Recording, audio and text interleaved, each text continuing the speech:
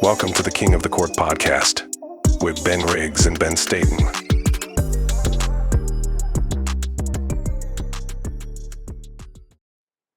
All right, welcome to the King of the Court podcast. I'm Ben Riggs. This is Ben Staton. This is our second episode, and we're excited to be here tonight discussing the Eastern Conference power rankings. Before we get into that, some housekeeping notes. I think we'd be remiss if we didn't lead the show off talking about the passing of Dikembe Mutombo. Growing up in the 90s, he was certainly, was certainly a big part of, my childhood. And he was involved in a lot of the basketball memories I have growing up. And unfortunately, he passed away at a very young age from brain cancer. So that's, it's sad to hear that. Kind of came out of nowhere. You got any thoughts on Mount Mutombo or any stories you'd like to share from your 90s? That's the nostalgia era, and he's right in the middle of it. Yeah, I think it's, he was a center during what's probably sort of the golden era of centers, the 90s, 80s, 90s. Absolutely. Basketball. And, for younger listeners, what Rudy Gobert is today on the defensive end, he was in the 90s. He was him and Alonzo Mourning were probably the two most feared shot blockers. I believe he won 3 or 4 Defensive Players of the Year's awards. To tell you how good he was the player in the early 2000s that teams were trading to basically go against Shaq. In the Lakers three-peat. And even more so than that, he was an amazing humanitarian. I mean, great human being. He spent his money that he made in the NBA to build a hospital in Kinshasa, in Congo. And the world's, it's a sad day, and the world's the worst place now. Without, absolutely. And you make the Gobert comparison, and Mutombo's defense. I'll jump in and say he was less awkward with the ball in his hand, though. A little more popular with this fellow. Yeah, 100%, 100%. It wasn't in vogue to just hate on Mutombo. Well, today was also NBA Media Day. NBA Media Day is a weird thing. I actually agree with Nikola Jokic's take on it last year. I mean, last week. I know why we do NBA Media Day. It's just a bizarre thing. So, I was looking at the Dallas Mavericks Media Day, and I loved a lot of the stuff I was hearing out of Dallas. Klay Thompson mentioning it's been a really rough 2 years for him, and you can just sort of see the weight off his shoulders. But it's what's weird about it to me is he's sitting up there. They're in their full uniform, sitting up there doing a press conference. They're not even in their full uniform doing press conferences after the game. Usually they've already gone back and showered and changed clothes. He had the headband on and everything. It was full on headband Klay out there doing an interview in full uniform. But was there any takeaways from Media Day? Anything interesting or exciting that you heard, or just kind of meh?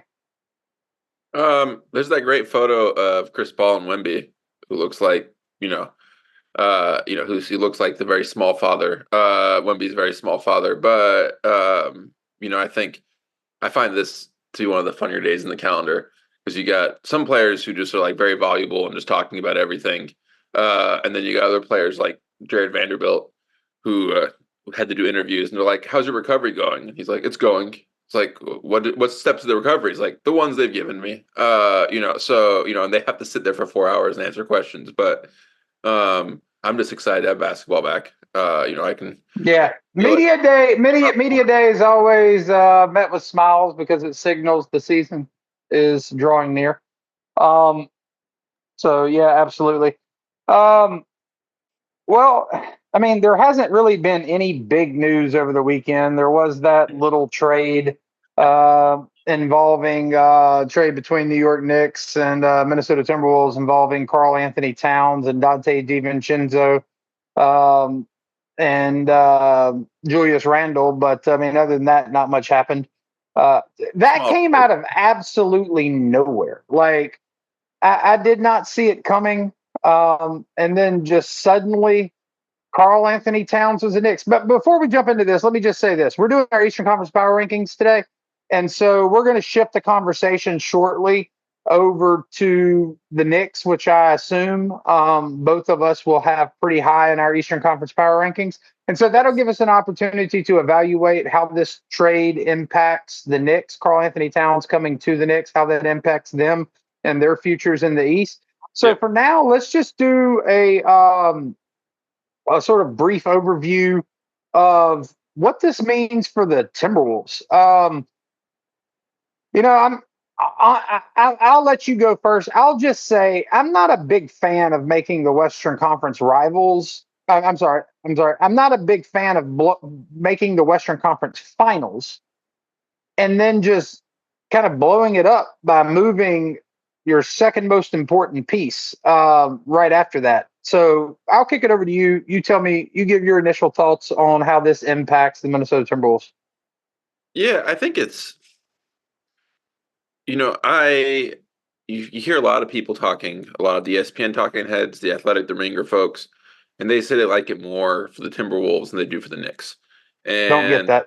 I don't get that fully. The big thing I don't get is that the Towns Gobert pairing, not only that it basically was anchoring the best defense in the league, but that it was, Towns as the stronger of the two centers, the bigger and the stronger of the two centers, was critical in defending Gobert and defending Jokic, because he was the one who would Jokic was having to post up, and then Gobert would come from the help side to block the shots. That was how they wanted to do it, and that combination. Without that combination, they don't win that series. In fact, they probably don't even get the 7 games. It wears Jokic down. You've got more than 500 pounds of human being leaning on him for 48 minutes for 7 games. That's just more than Jokic can bear. That's honestly, and I don't mean to intrude on your point, but this is an opportunity for me to bookmark an addendum to my Western Conference picks. If you go back and you listen to my explanation for why I was putting the Minnesota Timberwolves ahead of the Denver Nuggets, my point was the perimeter defense that McDaniel and Nickeil Alexander-Walker provided was able to kind of smother and stifle Jamal Murray, force the ball out of his hands more, which put the ball into Jokic's hands more, which enabled the pairing of Towns and Gobert, and also to a lesser degree Naz Reid, to just lean on Jokic constantly. That third piece too, like, man, you can't underestimate how important it is that they're able to. In fact, I don't know that I can think of an NBA team in history that's able to rotate in 3 high-level 7-foot defenders to guard a single man like that and just wear on him. That's a deep rotation at center, but I think they needed every last ounce of that. And now I don't think the consequences that Denver and Nikola Jokic experience for putting the ball into his hands more are going to be felt if you rerun that series. I think Jokic is going to have more gas in the tank and be able to get him across the finish line. No, Randall's a really physical player. Even if the McDaniel thing works, even if the Nickeil Alexander-Walker, Jaden McDaniels thing works on Jamal Murray still, they're just, the consequences just don't exist for Nikola Jokic anymore. No, I mean, one of the benefits they had in that series was twofold. One, Randall is physical, he's strong, he's really strong, but he is a power forward. He is not a center. Cat is a center that was playing power forward, and that allowed him to match up with Jokic. And Jokic is just going to steamroll Randall. He's just a bigger human being. Reed can do a little bit of it, but it's the different thing having Reed come on when Jokic is exhausted and he's able to hold his ground a little bit there. If he's the first option, Jokic, I think, is just going to steamroll him. And I also. Well, but he's never there by himself though. That's the thing, is like, if you do steamroll him, you're steamrolling him, and then there's Gobert or Cat waiting on you. Like, Yes. So they're like it was a different equation. Yeah, and I think the offensive fit with the Timberwolves offense is clunky, but one of the main reasons it worked last year was that at all times they had either Catch or Nas Reed out there who was in really, really good stretch four.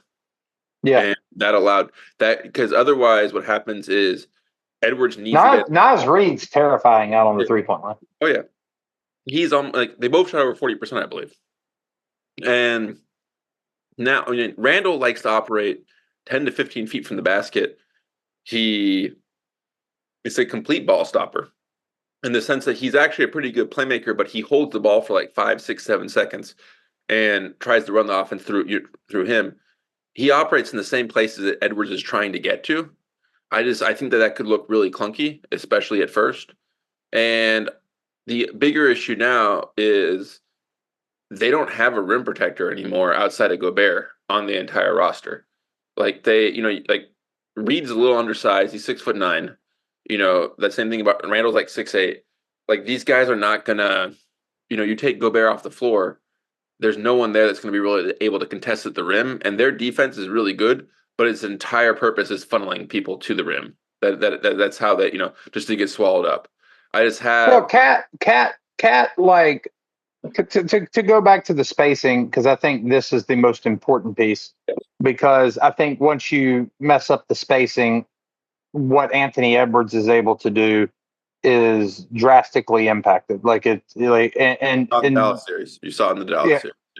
100%. Like and the but it's also different because you've got another guy on the floor who already sort of eats up space. So it's a very clogged up situation now. And I don't know if you remember the in-season tournament between the Lakers and the Pelicans, the way LeBron chose to guard Zion, where he just kind of is like it was like he waited like at the elbow when Zion had the ball on the perimeter because he knew he wasn't going to shoot, and it just completely wrecked everything New Orleans wanted to do. I mean, it was an absolute just demolition of the New Orleans Pelicans. In a playoff series, I wouldn't be surprised if not quite to that degree, because in 10 to 12 feet from the basket, as you say, Julius Randle can operate, but like there's not going to be any respect shown to Julius Randle in the 3-point line. I mean, in the last 3 seasons, he's shot 31, 34, and 30% from three. He had one good year, one weird outlier Yeah. year. He had 1 year where he shot 41% from three. But every other year, he's a career 33% 3-point shooter. Nobody's going to respect that shot. And I think that when you see that space eaten up on the floor, it's really going to really, really, really, really limit what Anthony Edwards is able to do. I think some of this is going to be minimally noticeable during the regular season. I think once you get into the playoffs, the dynamic I just described is going to have a spotlight on it. And I wouldn't be surprised if either, and it's going to be hard to imagine it being Julius Randle, but I think the Minnesota Timberwolves are going to be forced to pull Gobert off the court and bring Nas Reed in. Just to create some spacing. And at that point, and this isn't any knock on Nas Reed's ability to play defense, but I think that the drop off you're going to see on the defensive end and the ability to protect the rim is going to be significant. You've suddenly moved from a team that could put 4 high-level defenders and to one in that situation without Gobert on the court where there's 2 high-level defenders, and there's 3 defenders that are arguably liabilities, and the Timberwolves do not have the offense to be able to overcome having a bad defense. And Anthony Edwards, another way in which this, in my opinion, impacts Anthony Edwards is Julius Randle. The amount of time it takes him to work. It's gonna be hard to see that pairing really be especially in a single season, it's going to be hard to see them work that out in any way where there's some sort of fluid offense going back and forth between them two. Yep. Because as you saw in the playoffs last year, Anthony Edwards is a lot of things. One thing that he is that I feel like the Minnesota Timberwolves just kind of ignored in this trade is he's the franchise player, and you should be building around him to make that team accentuate his talents even more. But instead, I think with Julius Randle, what they've done is they've brought someone in that limits his talents and forces him to be better in areas where in the playoffs he showed he was, not that great, which is playmaking for others. 100%. The Timberwolves. I don't know if they can seem to decide whether they're all in to win now or if they're building for the future. You trade for Gobert. That's a clear all in now move because Gobert is 31, 32. And so you would expect them in that case to basically go all in, push all their chips in. This is not an all in move. The trade for the cat trade. This is an all out move. This is an all out move. Like we're playing the long run. If you're doing that, I have no problem with it. But why are you keeping Gobert on the roster? Because by the time the team matures, he's going to be 36 years old. And 100%, 100%. And I think like it to me, they have lessened their. Going back to my original point when we brought this up, and then we can begin to move into our Eastern Conference power rankings. I would now put Denver ahead of them. I don't see them being able to stop Jokic. Honestly, I will put in a matchup between them and the Lakers. I still think Minnesota is going to finish ahead of the Lakers in the Western Conference in the standings. But if they drew each other in the playoffs, I think I would take the Lakers over. I think the problem is going to be. I think that similar to Denver, the Lakers' backcourt could be swallowed up by Ant and Jaden McDaniels. Yes. But if JJ Redick is able to install an offense that features, Anthony Davis more, utilizes LeBron intelligently. I mean, it's not so much about using him properly. There's more than one proper way to use LeBron. But I think one of the proper ways to use LeBron is the way Steve Kerr did in the Olympics. And that's how you deal with Jaden McDaniels and Ant swallowing up your backcourt right there. You put one of the best point guards that ever played, who just happens to also be 6'8", 240, and or 250. And Jaden McDaniels and Ant don't seem so physical anymore. Yeah, I mean, I think when you watch the Lakers Timberwolves games last year, the size of Gobert and Towns frustrated AD in particular, in the same way it frustrated Jokic. They would because both of them not only are they big, they play really physical. They're willing to hit. They're willing to like lean on you. Towns in particular just leans on you, and it's just like his version of post up defense is basically he's just punching the shit out of you the entire time. Sometimes on purpose, sometimes not. Like yeah. I mean, the man commits the most bizarre fouls. Like he is the GOAT. Dumb fouler in NBA history. But 100%. They lost a little bit of that. DiVincenzo, on a final point, I think he's going to be good. I think he is a player that is primed for a regression. He had a 30-game stint at the end of the year after Randall went down, where he started shooting like 12 threes a game and was hitting him at a high volume. And he's clearly a great shooter, but that's never been something he's ever done at that volume his entire career, even in college. That he was probably the number 2 or 3 option at that point on the Knicks. I think, it's going to be a very different setting. I know I've heard, I think it was Bontemps saying that he thought that DiVincenzo was worth 2 first-round picks. That's pretty excessive for a dude who was a bench player last year when the Knicks were fully healthy. It's pretty excessive for a dude who's going to be a bench player this year too. Yeah. Dante DiVincenzo is a duplicative player Mhm.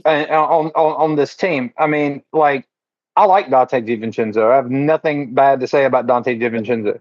I think he has consistently punched above his weight for the past couple of years, and I Yeah. don't mean that to say like he doesn't belong sort of where he's at. I think he does. He's an excellent basketball player.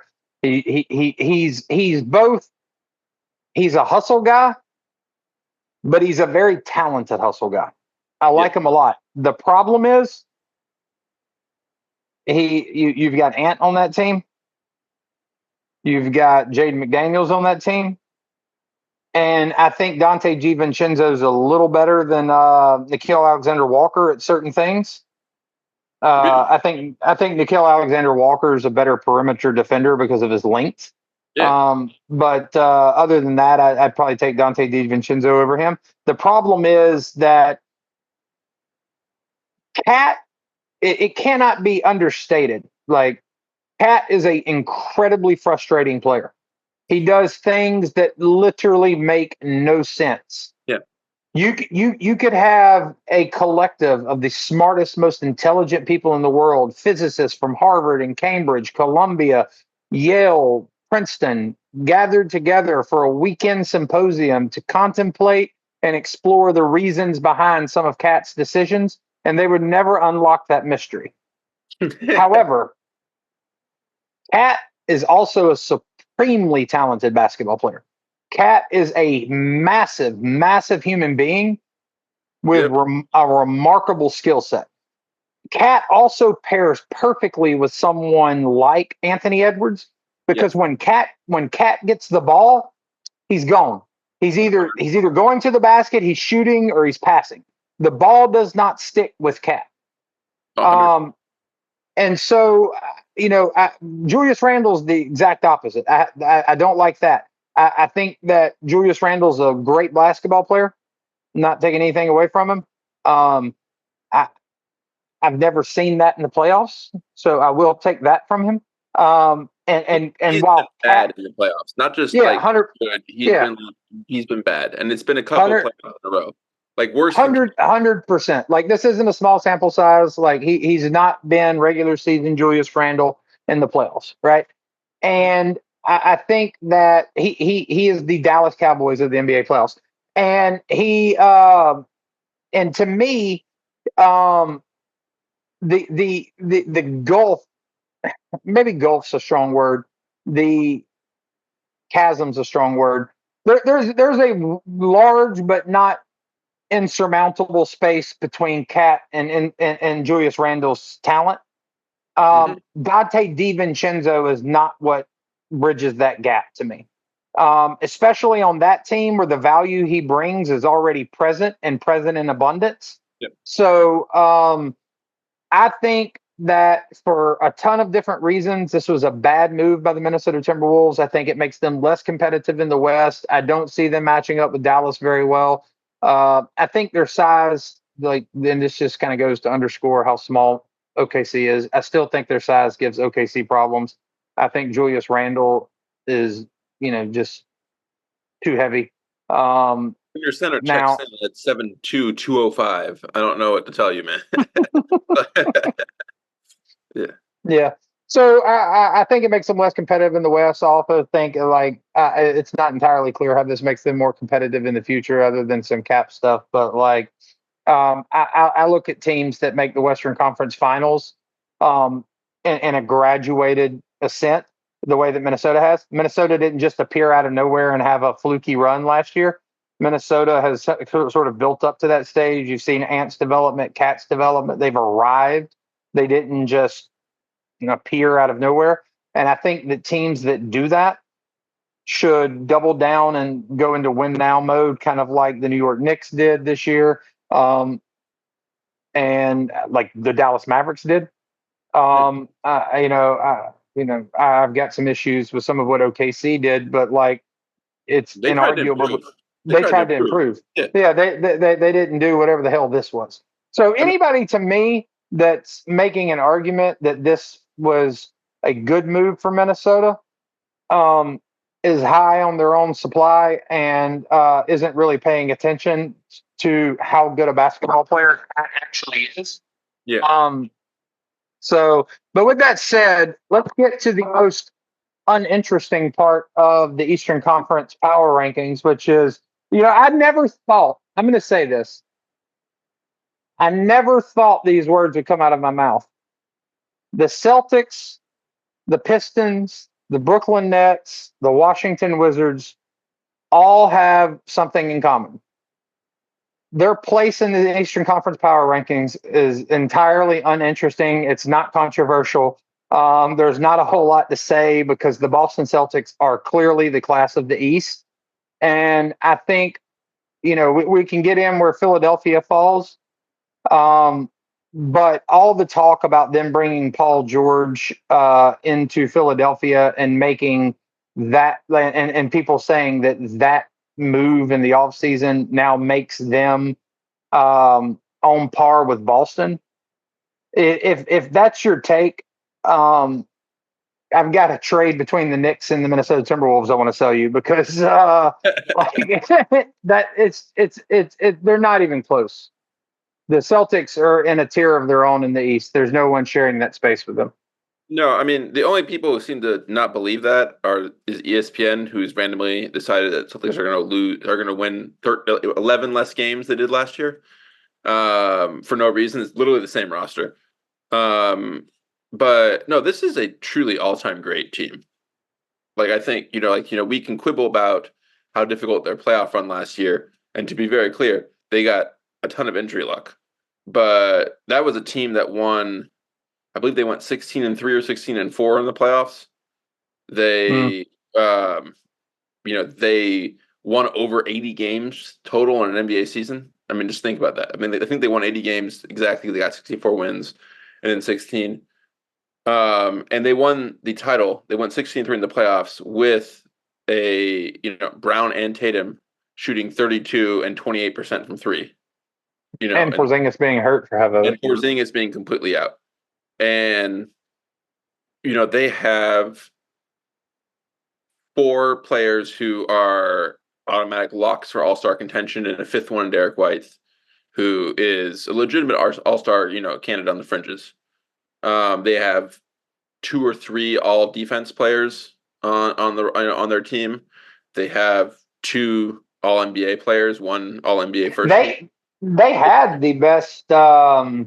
At least the best defensive backcourt, one of the best defensive teams in the NBA until OKC made all those moves this year, and then suddenly became the greatest defense we've ever seen. I've got that on good authority from I believe The Athletic. Yeah, they have. I mean, their worst defender in their lineup is probably Tatum, and he is by far a plus defender. He's a very good defensive player. It's just he has to guard up against fours. They have a really solid bench with Horford and Hauser. Hauser, who was, he played at an incredibly high level. I mean, he was guarding Luka at time, for spots in the NBA Finals.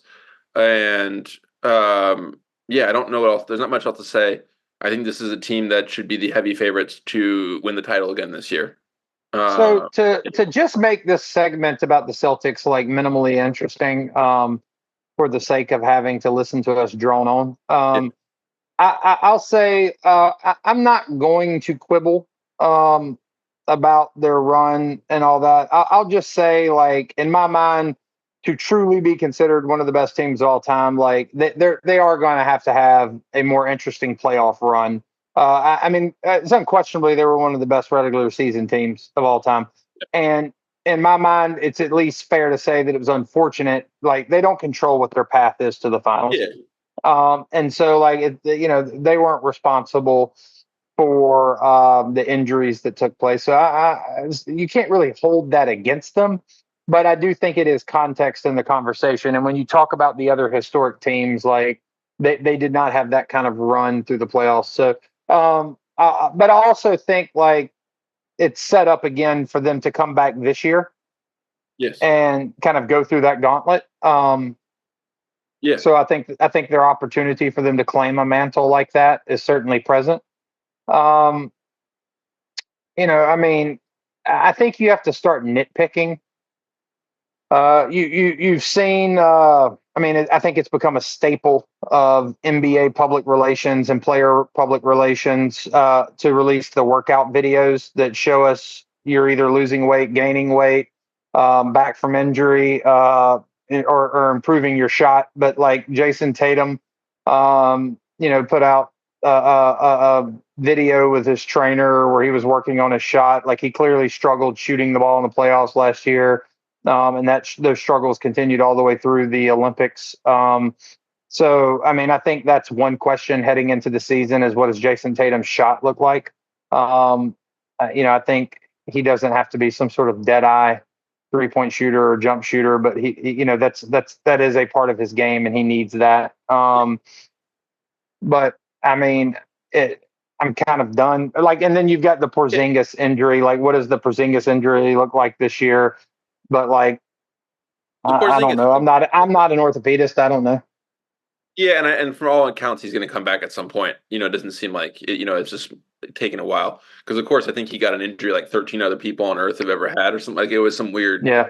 Yeah, but the Tatum stuff, the clips show that like there was a weird hitch in his jumper during the playoffs that he's had for a little bit that seems to be gone.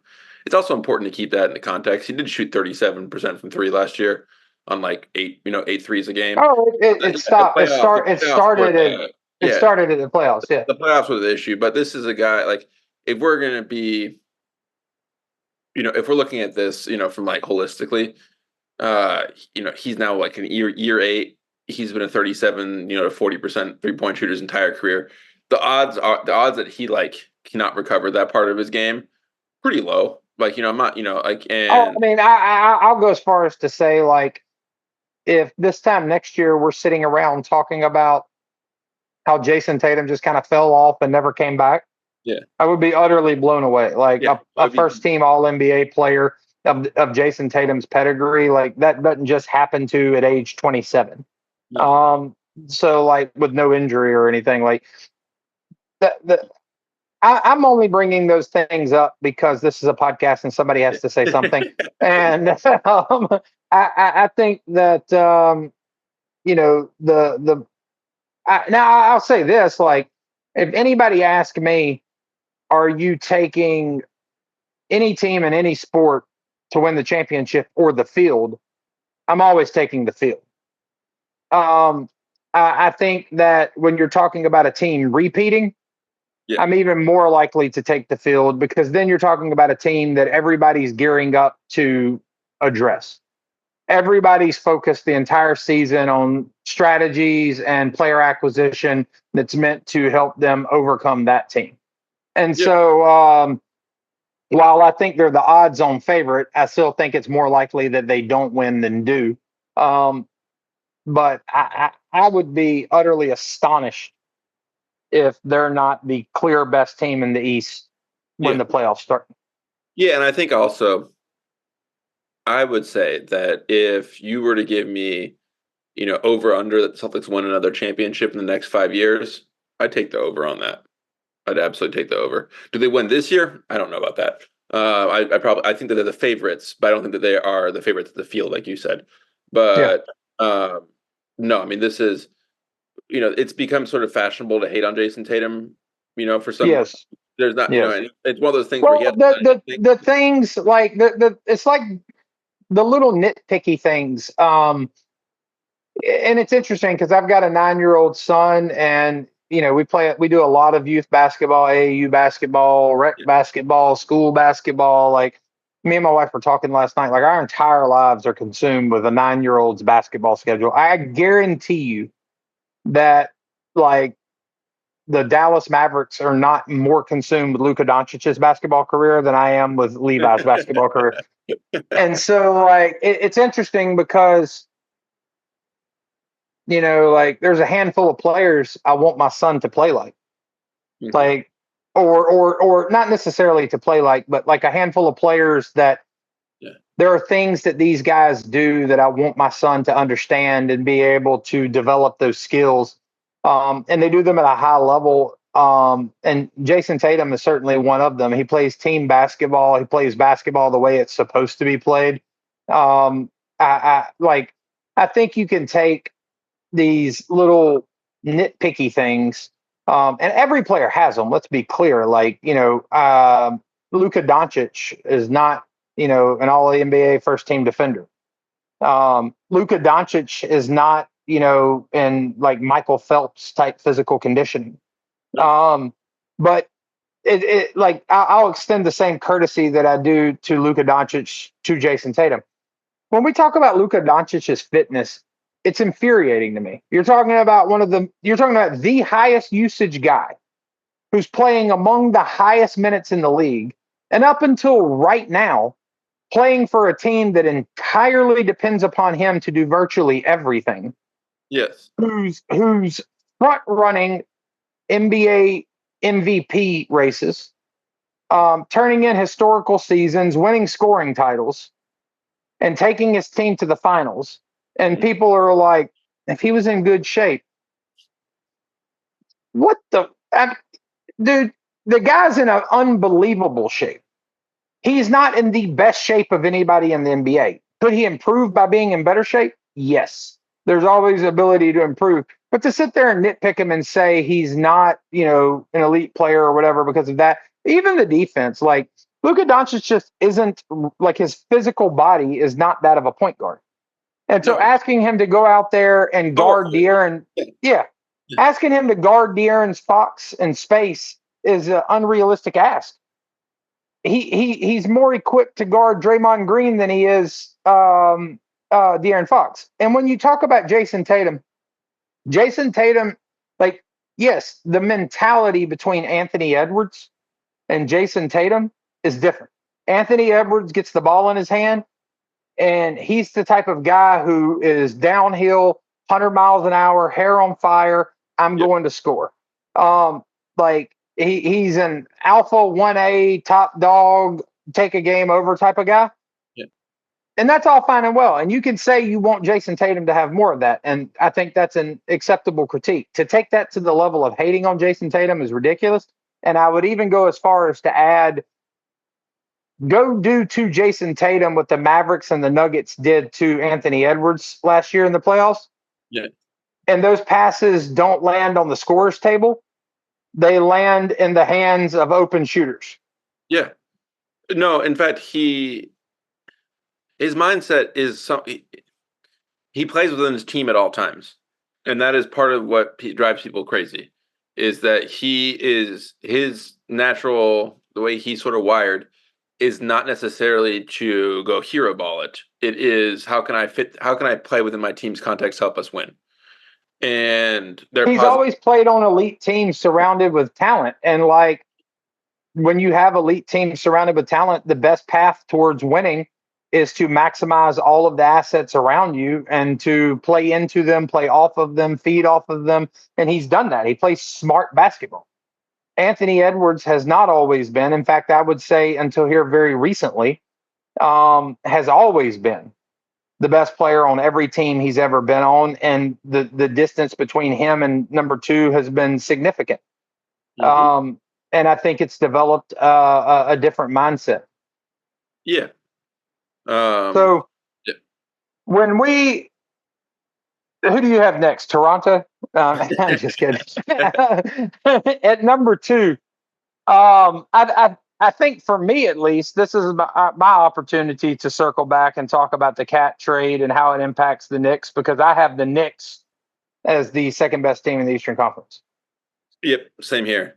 And, to me, the way to look about the Knicks this year compared to last year, they got to the conference semifinals with a injury-riddled roster. They got the Game 7. They lost. I think they were down to like 3 players by the end of the Game 7. But the best way to look at it is their rotation in the playoffs last year was Brunson, DiVincenzo, Hart, Robinson, Hartenstein, McBride, and OG Anunoby. And fast forward to this year, and they've basically replaced Hartenstein and DiVincenzo with Mikal Bridges and Karl Anthony Towns. Those aren't lateral moves. No, though you added a player who is I know he's made at least one All NBA team, or I believe multiple All NBA teams, probably a 5-time All Star in Karl Anthony Towns, who is the best shooting big man in the NBA, the best shooting big man in the NBA. And some would have you believe the best shooting big man of all time. well, this is part of where he gets himself into trouble, where he starts making insane shit, saying insane shit. But the he is a top 10 talent in the league, pure talent wise. His problem has always been in his decision making, namely his inability not to commit the dumbest fouls in NBA history. But he's a number 2 option on a conference finalist last year, and quite frankly, at times in the playoffs, was the number 1 option for the best scoring option for the Timberwolves. And then you've added, and that was true at multiple points in the Nuggets series. That was true in the latter stages of the Dallas series. Yeah, you've added Bridges, who is probably the best 3-and-D wing in the NBA, like pure 3-and-D wing, like not at a sheer all-star level quality, not like the Kawhis and those guys who was number 1 option on the lottery team, and averaged 26 points a game just 2 years ago, after he was traded to the Nets. These are 2 players who are a borderline all-star and perennial all-star. Perennial all-star. Yeah. You traded last year for OG Anunoby. You went 20-3 with him in the lineup in the regular season. The reason you lost to the Pacers was because OG went out. I think they won that series in 5. If OG stays healthy, they crushed them the first 2 games. You have the best defensive wing combination in the league. You have a surprisingly sturdy defensive point guard in Brunson. If you look at the defensive metrics, he's about league average, given the fact that he's like 5'11", probably, in real height. That's pretty impressive. Hart is a good defender. And then Cat, a lot of the conversation about this trade is revolved on the idea that Cat is this really bad defender. But here's what I will say. What was the most dominant defensive performance you've seen in the last 10 years? It was probably the game 2 against the Nuggets, where they got the Nuggets so out of whack that Murray was throwing hot packs at the refs. Well, people forget Gobert was out that game. His son. Yeah, Cat was anchoring that defense. I'm not trying to say he's an all defense player, but Cat is now a above average defender. And Cat's a physical guy. There are elements. There are elements of Cat's game that I don't think really meshes with Tibbs' style of basketball, but both of them know what they're getting into with each other. But there are other elements. The Cat's physicality certainly meshes with what Tibbs wants to do. And kind of hearkening back a minute ago to what I said about the Boston Celtics, is they're in a class of their own. I don't put the Knicks in a class with them.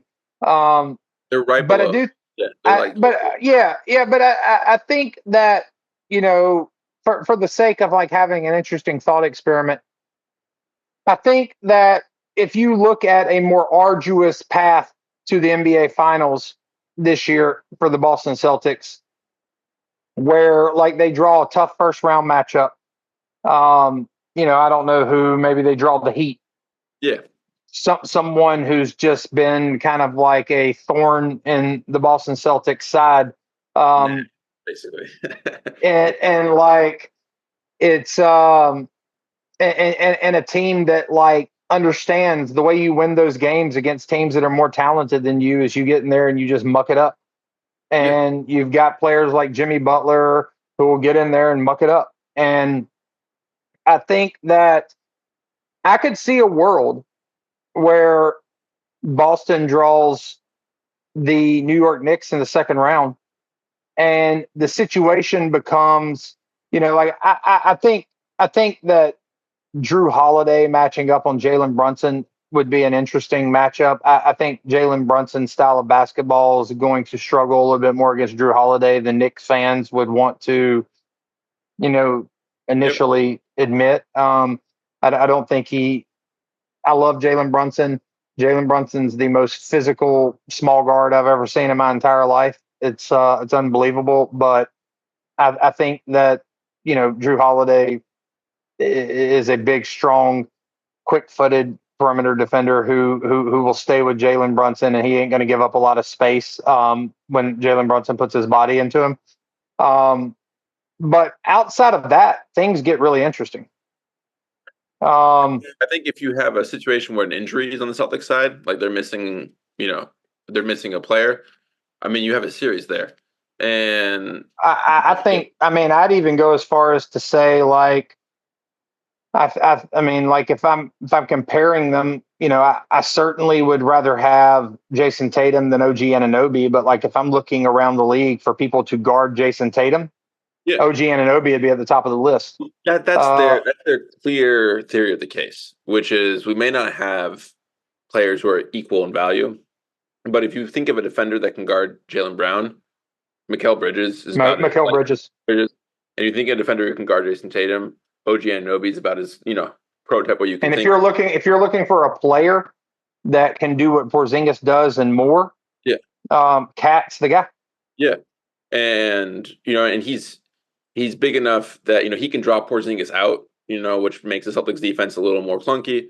And not just draw him out, but like once he draws him out, because you have to respect his shot. All Cat's got to do is get his eyes up when he catches the ball, and as soon as Porzingis lifts a little bit, Cat puts his body into Porzingis, drives to the basket. Porzingis isn't thick enough to deal with Cat doing that. No, and like Porzingis is the world's tallest center of gravity. I think he may actually have that right. Like I think it's literally in his shoulders. But the Cat's just going to shove him around. But I think like that would be a good series. That would be a really, really. That would be one of the highest level basketball series you've seen in years. Yeah, I think what I get into when I compare those two teams is, and I think it's Tibbs. Ultimately, I think that when Tibbs retires and writes a memoir, that the sort of crux of his basketball philosophy is like the Boston Celtics are a clearly more talented team. Yes. And the gulf between two teams cannot be, talent-wise, cannot be insurmountable. It has to be close enough that gulf can be bridged with some other trait, some other value or quality. And I think Tibbs thinks it's physicality and hustle. Yes. Very similar to, for example, what Miami was able to do a couple of years ago against Boston.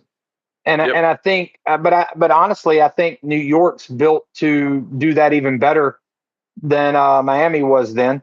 And to me, it's that dichotomy.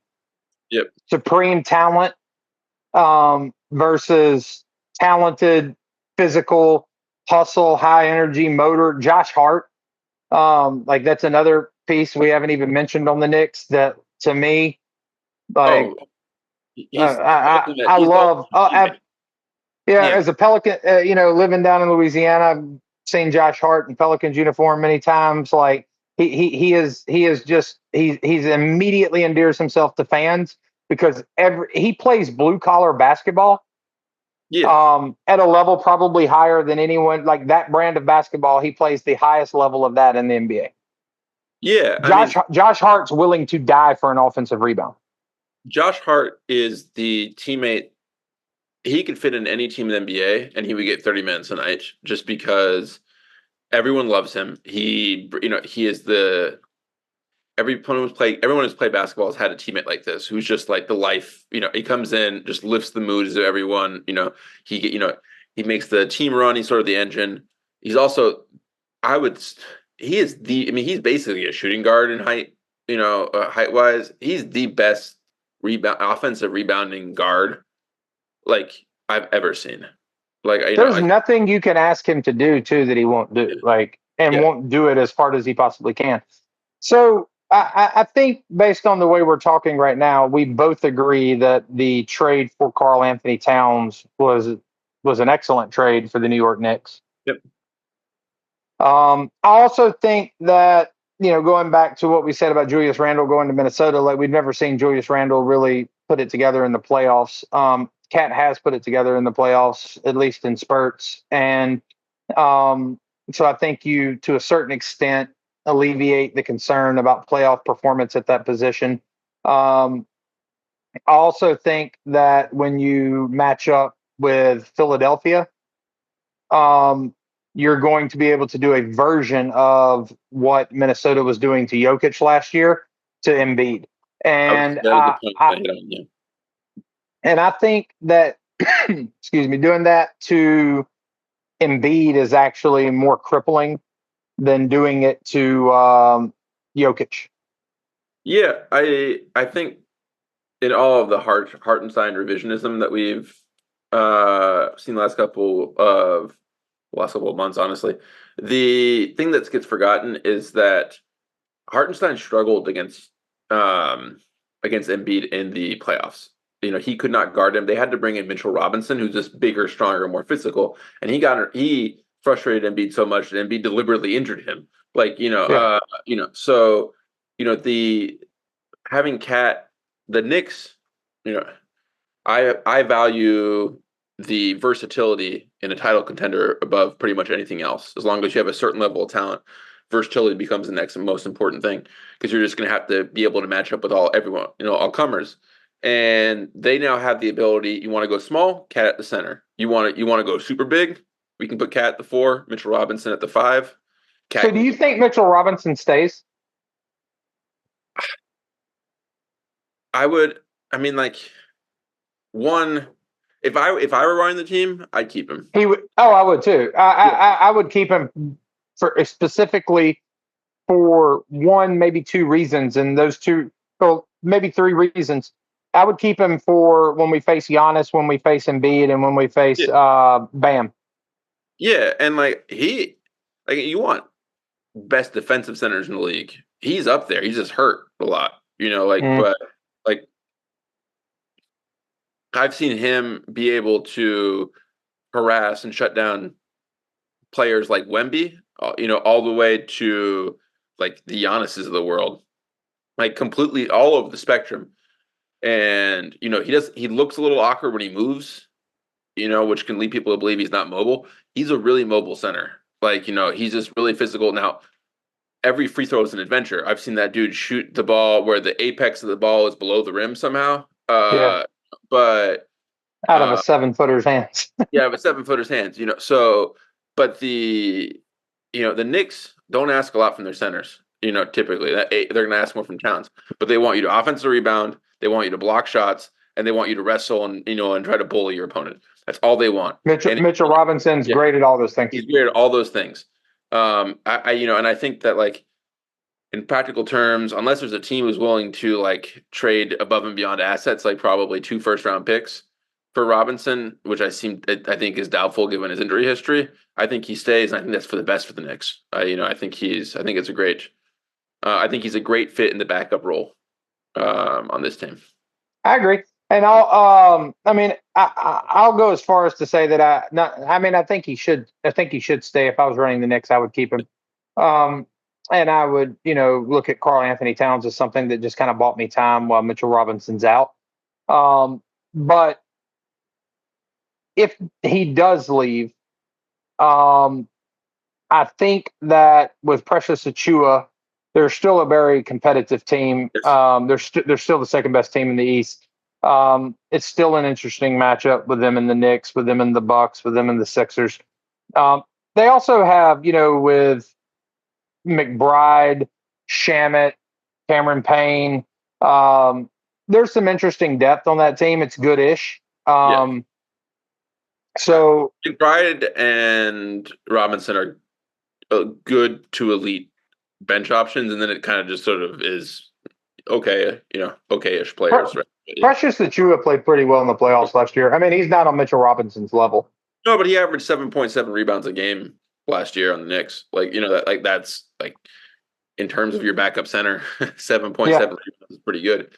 I agree. If there's one thing you can quibble with, and they need a backup wing, right now I think it's Marcus Morris, or I think Marcus Morris even got waived. So I don't even know if they really have one.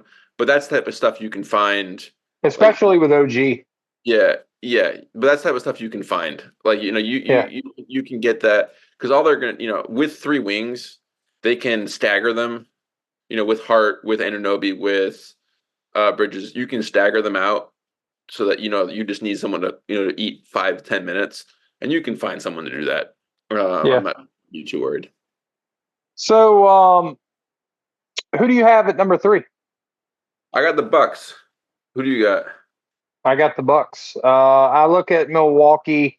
Um, you know, I also see a world in which, to me, once you get past the Celtics, the East is kind of jumbled at the top. Yeah.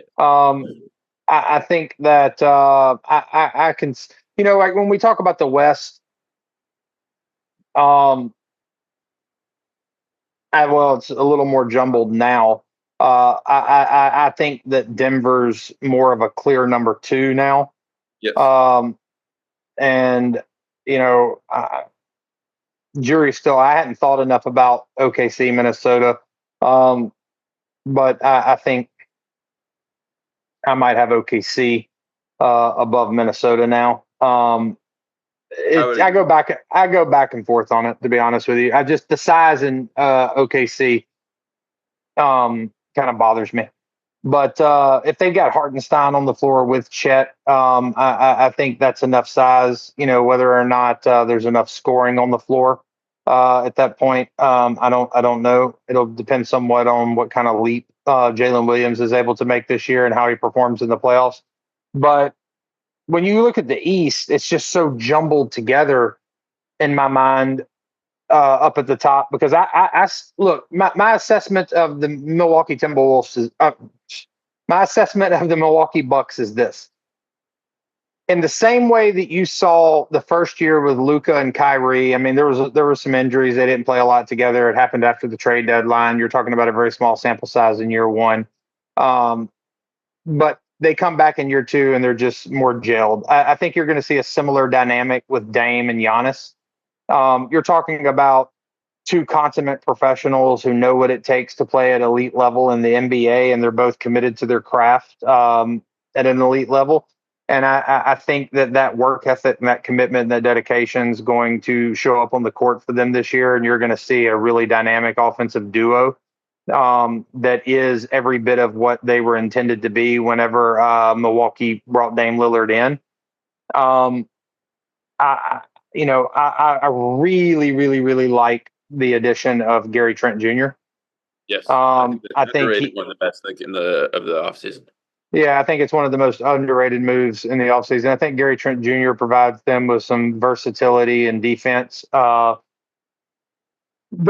me, the big thing about Milwaukee, and it really just kind of boils down to Chris Middleton. If Chris Middleton's healthy, and to be quite honest with you, he doesn't have to be healthy the entire season. If Chris is healthy when it matters. Postseason, yeah. Yeah. And you get a version of Chris Middleton that looks like 85% of what you saw in the playoffs last year. Yeah, which remind people, that was a 25-point a game score on like 50, 40, 90 in the playoffs. Oh, that dude was unreal in the playoffs. That was every bit of peak Chris Middleton in the playoffs. Yeah. I'm so like if we're looking at that level of play out of Chris Middleton, a more fully developed pairing between Dame and Giannis, and Brook Lopez has one more good year in him. Bobby Portis continues to play at his level. And hear me out. I remember the last episode, and I know you and I didn't meet on the last episode, so we've had many of conversations before the last episode. And I know that there are text messages that exist. I also remember what I said on the previous podcast about Taurean Prince. Yeah. But I like the addition of Taurean Prince in Milwaukee, especially since the Darvin Ham love affair. Like it's there to advocate for more minutes for Taurean Prince, but he's not going to have full control of the lineups and be able to, tinker with the lineups in a way that disrupts everything. I think Taurean Prince is a value add for the Milwaukee Bucks. I think that was another low key kind of underrated move this year. I think Taurean Prince is going to provide them with some valuable minutes both in the regular season and in the playoffs. Give them some length on defense out on the perimeter from the wing, and I also think he gives them some shooting. So I like where Milwaukee is. And if you're looking at a fully healthy Giannis that's determined and just going full head of steam forward, and Dame's right there beside him, I think a duo like that's capable of beating anyone. Yeah, literally anyone, like even the Celtics, like they Yeah, have, yeah, like 100%. yeah, Giannis is that like that. That's the thing. Giannis is that type of player. he is that good. This isn't like we're talking about an all-time great. Like I think he's probably already in the conversations for top 20. And like I don't know if he gets top 10. I think that he would require like some a couple more finals wins of some sort. But the Bucks are Giannis. However good, like the reason they lost last year in the first round was solely because Giannis wasn't there. Like had they had that Giannis in that round, I'm pretty sure they would have beaten the Pacers. I think in it, but you see this a lot. Like you saw this with during Gobert's first year in Minnesota. You saw this with Kyrie. Sometimes the first year, just we're integrating a big star. It just sucks. They had some really weird offensive philosophies. You have Damian Lillard and they run like 3 pick and rolls a game. It was like You had a weird coaching change at the they beginning of had the a weird season. yeah, they had a coach who no one respected, and they got Doc Rivers in. They had and the biggest issue last year with the team, quite honestly, it was really unathletic. It was one of the more unathletic basketball teams you were ever going to see. Like in terms of pure athlete, Pat Connaughton was probably the second best. And it showed up really bad when Giannis wasn't on the floor. They could not keep anyone on the perimeter. They could not keep anyone in front of them. Like they were. I mean, they had Malik Beasley as their defensive stopper. There were videos of Malik Beasley look like he was being controlled by remote control because he would just be stuck there like this. People would drive by him and take a full second before he reacted. But like that just was not functional. And Gary Trent Jr. I think he's probably a league average shooting guard. But boy, is that a fucking improvement from where they were last year. And not only that, league average and a good defender. Yeah, league average and a good defender. And that, and a 3-point shooter. He's a 3-and-D guy. So like he fits everything they need. It's all they need there. He's like an athletic replacement for Grayson Allen. Doesn't quite shoot as good as Grayson Allen, but he's still a good shooter, and he's more athletic than Grayson Allen. Yeah, maybe a little more of ability to put the ball on the floor, but yeah, I think he's a better defensive Grayson Allen. Like swapping the defense for a little worse shooting, and that's a trade they would want. Like everyone talking about we know we chat about Caruso a little bit in the last episode, but like Caruso was the person you just wanted to put on this team last year because it was like you put this you put a defensive guard, the roster starts to make more sense. I still think. We didn't really shit on Caruso last episode. We shit on OKC bringing in the 13th 3-and-D guard.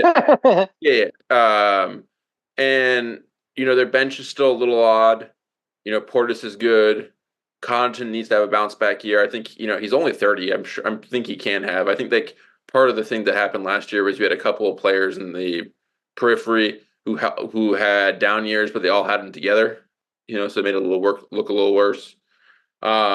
You were also asking a lot more of Connaughton than you're going to be asking this year. Yes, they were asking him to initiate the offense, which is just not what he like. Even back in Notre Dame, that was not what he does. Like he's more of he's not a guard who creates stuff for other people. Put it that way. And I think the last remaining question with them besides that is Lopez. Now he's old. He literally has a metal rod in his back, I believe. So like, Yeah. it makes it look stiff. But that man averaged 17 and like 8 in the playoffs last year on two rebounds. He had a really good regular season. They part of the problem earlier on in the year was they had him, instead of having Lopez guard drop, where he's probably one of the best drop centers in the NBA, they had him chasing guards in the perimeter because Adrian Griffin was running the most bizarre basketball scheme possible for his team. But once they reverted back to their scheme that they'd run, Darvin Ham would like a word, but well, it's funny they were both on the same coaching staff Yeah. but I think that this, he probably has one more good year in him. Like if you told me like, stretch out 3 years, I think that's too much for him. But the other thing about this team, Well, and you kind of maximize him a little bit and let him keep a little more gas in his tank by keeping him in drop coverage. 100%. And then the other thing is, I think they all realize this is the last or second to last hurrah, put it that way. Like this team does not have, it's too old. It's getting old. Like they have 1 or 2 more years max in them. And I think that after last year, you're going to see a team that comes together and realizing they have one last shot at that. And that will, sort of unify them together a little more than they were last year. So I'm confident about them, but this is one of those teams where they go as far as their best player goes. Yeah, I'll say this too. Like if you remember in the playoffs and throughout the regular season last year, Damian Lillard, when Giannis was out of the lineup, looked like Damian Lillard. Yes. I think it's fair to like there was and I think all that holds up. The stuff with Damian Lillard coming in, having to figure out how to pair with Giannis, strange coaching situation with Adrian Fisher, moving from Portland to Milwaukee, all that stuff. But the other piece of it, he was going through some personal stuff. I can totally relate to the idea that the guy was away from his kids. Couldn't imagine how difficult that must have been. I think that Going through wears a on any. divorce, at the same time. Yeah. I'm totally I totally think like someone's personal life to expect them for that not to show up in their basketball game some. Like I think the dude handled himself like a professional. Tried as hard as he could to work through it. I think that the same thing that enabled him to do that last year is what's going to bring him back this year. As the Damian Lillard they hoped he would be in Milwaukee. And I'm actually excited to see that. And I also like, whether or not you think Doc Rivers is the kind of coach you just bring in to win a championship or not, like Doc Rivers is a winning basketball coach. And I think Doc Rivers will, I think he'll, with an off season and a camp and everything, I think he's going to get everything installed and have this team performing to their potential. Yeah, I mean, he gets a lot of shit because he just passes the buck whenever things don't go right. But he's a championship level coach. You can win a championship with him. He's won a championship before. He's already done it. Yeah. Yeah, he's gotten to the finals other times as well. His teams are consistently good. Like they are. Like Doc Rivers does not have. I mean, at the beginning of his career, it's a little. You go back all the way to the. When he was coaching the Magic, you get some bad teams. But since the big three Celtics, he's consistently produced good basketball teams, like high level basketball teams. Yeah. And I have no doubt that he will do so again this year. Who do you have at number 5? This is where this is Detroit. I think we're at 4. But yeah, you're right. We are at 4. Sorry. Yeah, at 4 I have Philly.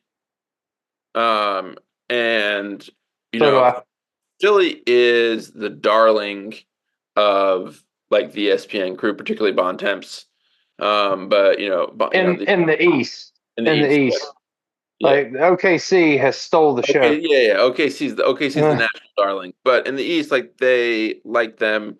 And I do like their team. I do think that PG, Paul George, Maxey, and Embiid is a very good pairing. Like, there are questions about health, but like, it does, they do seem to mesh well together. I like some of the other No question. PG's an upgrade on Tobias Harris. Yeah. I think that they finally got a backup center in Drummond, which will be good. Caleb Martin's, a good player as well.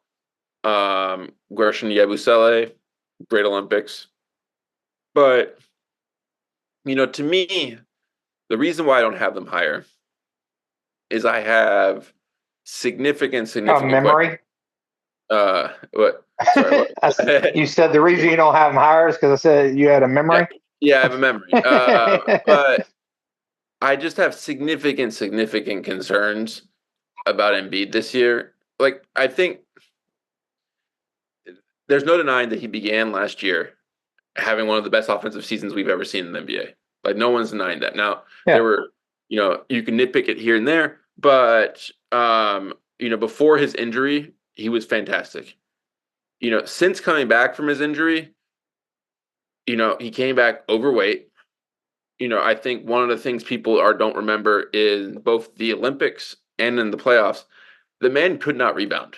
One of the reasons that the Knicks won that series was Hartenstein and Robinson were able to get by him on and get offensive rebounds right and left because Embiid's mobility has been shot by both the injuries and the fact that he's, probably closer to 325, 350 now. I know he said he came in today, lost 30 pounds.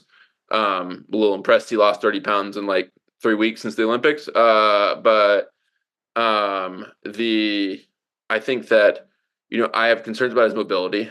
I have concerns about Embiid's performances in the playoffs. He was okay last year, but he's one of those players who has kind of gotten a pass because there's been some other people in Philly that have had cataclysmic implosions, namely one Ben Simmons. But he's back. I mean, we all saw the videos. I saw him in media day today too. I have a hunch. My feeling is I think that you're going to see Embiid have a regression this year, and I think that he's always going to be able to produce at a high enough level because he just has such a good mid-range jump shot, and he can get that whenever he wants. But I don't. I think that he athletically, because he has not kept himself in great shape, and he suffered so many injuries that I think he is starting to diminish on that front. And also, we've tried this before in the NBA. Teams that just get completely rebuilt from scratch in one offseason just don't usually perform as well. Like, it takes them a year or two just for chemistry reasons. This is one of my big things. So, like, I'm just coming off of the Milwaukee Bucks where I said, like, I expect Dame and Giannis to do really well, but, like, kind of built into that was the explanation for last season, which is it's the first year you're pairing these two stars together, and that takes some time. It took some time with Luka and Kyrie. And I just think that's the way it works. And I'll go even further and say, like, the pairing between Giannis and Dame was intuitive. Like, as soon as people began to talk about Dame to Milwaukee, like the idea of Dame and Giannis and pick and roll, the 2-man game between them two, like, it just, like, I didn't need anybody to explain that to me. I understood exactly how it was going to work. Julius Randle to Minnesota confuses me. If it's going to work, somebody's going to have to explain that to me. Alex Caruso to OKC confuses me because there's just so many other people there who do what Alex Caruso does. It's hard for me to see where, like, the immense value add is over what they already had from last year. So, but with Embiid's not the easiest person to pair. Like, I think on paper, Paul George, kind of makes, him and like a Kevin Durant type player that just kind of plays off on their own, kind of makes like the most sense to pair with Embiid. I like the way Maxey pairs with Embiid. I'm actually really big on Tyrese Maxey. I love the way he plays. I like his attitude. I think that guy's going to have a really, he's going to have a really, really, really bright future. So, like, that's my first thing with Philly is, like, there's just a lot of new pieces there. And I think that's going to take some time. My second thing is Joel Embiid like the argument isn't whether Joel Embiid is a good basketball player. Our power rankings, and we forgot to mention this at the top of the show. We talked about it last week when we did the West, but like our power rankings go all the way through the playoffs. We're not talking about ranking them for the regular season. We're talking about how they're going to match up in the playoffs. And my problem with Joel Embiid is I mean, like you watch him in the Olympics, like I'll give him, a little bit of a grace on the playoffs because he was like still dealing with the injury. Joel Embiid in the Olympics looked like he was laboring to just play basketball. Oh yeah. And so, I think that heading into this season, my biggest concern with Joel Embiid is not whether or not Joel Embiid can average 33 points a game. I don't have any doubt whether Joel Embiid can average 33 points a game. I think Joel Embiid is not going to average 33 points a game because I think he's going to be another one who, like Shea, isn't at the free throw line as much as he was last year because I think like some of the calls that they're accustomed to getting aren't going to be there. I think the NBA is going to have a less gratuitous whistle. But my concern is not whether Joel Embiid can win a scoring title. My concern is whether Joel Embiid can lead a team through the playoffs into the NBA Finals, and I've not seen any evidence of that. And I think that we're going to most likely find that Joel Embiid, the taxation imposed upon him by the regular season is too great, and when he gets to the playoffs, he's not 100% Joel Embiid, or he's not even there. And I agree with you. Andre Drummond was a smart addition for them. I think Andre Drummond is the perfect center to go out and get to help, serve as a stopgap for when Joel Embiid gets hurt in the regular season. He is not a replacement for Joel Embiid in the playoffs. No, I mean the self-proclaimed greatest rebounder of all time, is great for 18 minutes a game. Yes. And he will. Now you can make the argument that's designed to keep Joel Embiid's minutes down throughout the regular season and to keep him healthy. I buy that argument. I just not saying Philly ain't a great team. It's not my point. My point is that I just have to see it to believe it because I've seen Philly be a great team so many times.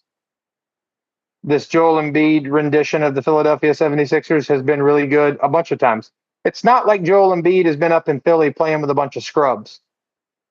No. Ben Simmons, when Ben Simmons was in Philadelphia, Ben Simmons was one of the best guards in the NBA. All NBA. He literally won all NBA. We talked about him. We forget Ben Simmons won multiple All NBA nominations or whatever the award. Like he got, All NBA teams. And, he had Harden, the year he won the MVP.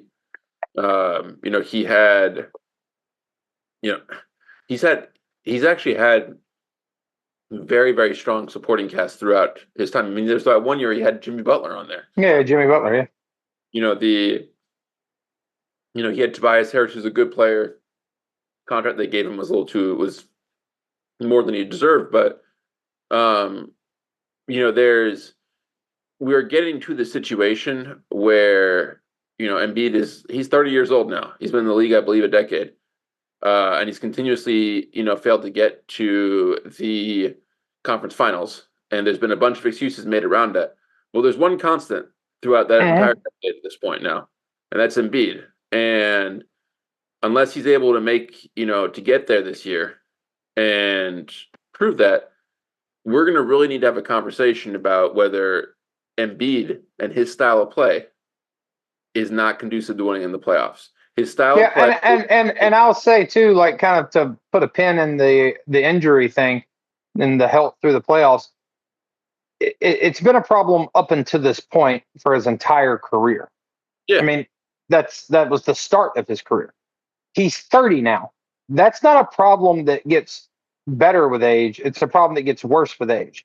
The thing with the media narrative surrounding Philadelphia is that the media is so horny for a narrative that they're always willing to ignore like evidence that's right in your face to tell that story. And my problem with the 76ers, once again, has nothing to do with talent.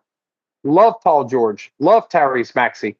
I'm not the biggest Embiid fan, but I think Embiid is You one recognize of his the talent. You recognize his talent. Yeah. oh, he's top 3-4 player in the league whenever he's fully healthy. None of that is arguable to me. I think Caleb Martin's a high level role player. I like Kelly Oubre. Like I have nothing like there's nothing I'm saying about talent about the Philadelphia 76ers. I think there is a practical matter of how long it takes for a team to gel when you change that many parts in a starting lineup, Yeah. especially when one of them is a major piece in the lineup, Paul George. And I think there is an evidentiary factor of Joel Embiid having been surrounded by talent for a long period of time, him being supremely talented himself, either winning MVPs or right there in the mix for the MVP, and never getting to a conference final. Yeah. Like that's the problem, and largely because he either underperforms, is unable to get the team across the finish line, or is unhealthy. When that's look, and let's back it up even further from before the Knicks conversation and the Bucks conversation to the Celtics conversation. If we're gonna shit on Jason Tatum and nitpick him like that, like when we talk about Joel Embiid, he should be held to at least a reasonably similar standard. Yeah. But Jason Tatum's 27. You know, he's played in the NBA Finals for more than half of his career or something. Like it's unreal. Joel Embiid hasn't gotten to a conference finals, but I'm supposed to believe that Joel Embiid is a better player than Jason Tatum. That's a hard pill for me to swallow, especially when the talent disparity on the Tatum teams and the Embiid teams aren't that great. I think the talent disparity on this particular Celtics team is significant compared to last year's 76ers team and less than this year's 76ers team, but it's still a pretty significant gap. But over the course of their entire careers, that chasm has not existed, and Joel Embiid just hasn't been able to get it done. Jason Tatum has. No, there's no excuse. There's no excuse for it. I mean, and part of it is his injuries are injuries that happen in part because you're out of shape. I do not see his medical records. I can't guarantee that, but you see him and he looks like one of the centers carrying on extra weight, like extra weight. He has a bunch of knee issues. He's had meniscus issues. He's had, pulled calves, pulsing out, like he had Bell's palsy last year. That's not at all related to, to conditioning. That's just a freak thing. But these knick-knack injuries are things that happen as you get older when you're carrying too much weight, and combine that with like his propensity to have a bunch of weirdo injuries, like he gets his face shattered by Pascal Siakam in that one playoff. But going back to the Tatum versus Embiid thing, they've played in the playoffs now, I believe 3 or 4 times. The Celtics have won every single time, and in the last time they played, Jason Tatum put 50 points in a game 7 and absolutely demolished the 76ers by himself. This is Embiid is rightfully being considered one of the top players in the league, but he's starting to skate on his actual merits of his argument in terms of winning. Like his stats are not, do not necessarily match how good his teams have actually ended up being. And I think this year is a real make or break year for them. Because I don't think Paul George is getting any younger. I don't think, that he's going to have too much of a shelf life. He's already a player that's showed an injury history. I think Embiid. Well, and that's another thing. I mean, we're kind of harping on Joel Embiid's injury history, but like Paul George, has his own, and he's the player who, if Joel Embiid's down and Andre Drummond has to step in the playoffs, like the idea is that you can lean more heavily on Paul George. So, I mean, Paul George, certainly had his moments in the Dallas series last year. He also had his moments where he wasn't present and performing at that level. And that's the nature of a playoff series, right? Like, when you look at like the playoff performers that people just, I mean, I forget what the stat is. Like Luka's playoff averages over the course of his career are, I mean, they're Jordan-esque, like they're insane. Like Like you don't get that level of consistent play from Paul George in playoff series. And if Joel Embiid's down, that's exactly what you're going to need. Yeah. And I don't think you can count on Paul George to provide it. And moreover, I think that when you look at the Celtics, the Knicks, and the Bucks, it's easier for me to see like, and you can say like Giannis has had his fair share of injuries of late too. Giannis has had different types of injuries. Yeah. Giannis's injuries are not the type of injuries. Well, last year you could argue what was sort of a wear and tear injury, but the year before that was just falling on his ass. Yeah. And that's just going to happen to anybody who falls on their ass from that high in the air with that much weight. And so, I don't really consider Giannis as someone with a troubling injury history. In fact, I think of him as like, especially when you consider how he plays, to be an incredibly durable person. He's in. I don't know who the fittest person in the NBA is, but I don't think you can really have a conversation about that without mentioning his name. Yeah, I mean the dude looks. We're talking about like he looks like an Adonis. I mean, like That son of a bitch looks like he came down straight from Olympia and told us what basketball was going to be. No, so yeah, I think there's a lot of questions with this team. I think that they are getting, I think there's a lot of questions with the 76ers. I think they're getting too much praise and too many plaudits. I think part of it goes hand in hand with the fact that the media has a love affair with Daryl Morey. That goes down to the fact that he seems to give a lot of interviews, and they love that fact. But they have to prove it to me that they're going to be anywhere near this, second best team in the East, ranking that I'm seeing on ESPN and the Ringer right now. Yeah, I agree completely. So clocking in at number 5, I have the Pacers. Same. This is a great podcast so far. We're disagreeing on everything. Yeah, like there's nothing like we shouldn't have even done it. I should have just tweeted out our list and and been done with it. Great content. Yeah. The Bill Simmons rules. You always should agree on everything, right? I heard Bill Simmons when he was talking about that New York Knicks Minnesota Timberwolves trade. He was like, "Well, you can just slide Naz Reid in and he gets the cat minutes." And I was thinking to myself, like, I feel like that, like that's the kind of commentary where it's like you're not even paying attention. Like, what have you watched? What about? Yeah. Also, what are we doing with Julius Randle? Like, surely he's getting the cat minutes. Like, so I think not. I don't want to go off on a tangent about Bill Simmons. I don't actually dislike or have a beef with Bill Simmons in any way, but like, I think that I've got the Pacers. I don't think the Pacers are a contender to win the East. I don't see a scenario like, and I'll say this about the top of the East.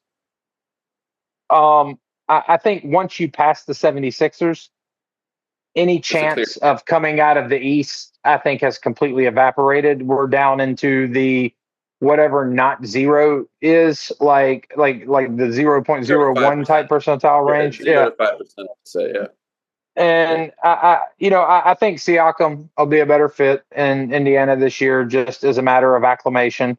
I think that my problem with Indiana is really undersized. This is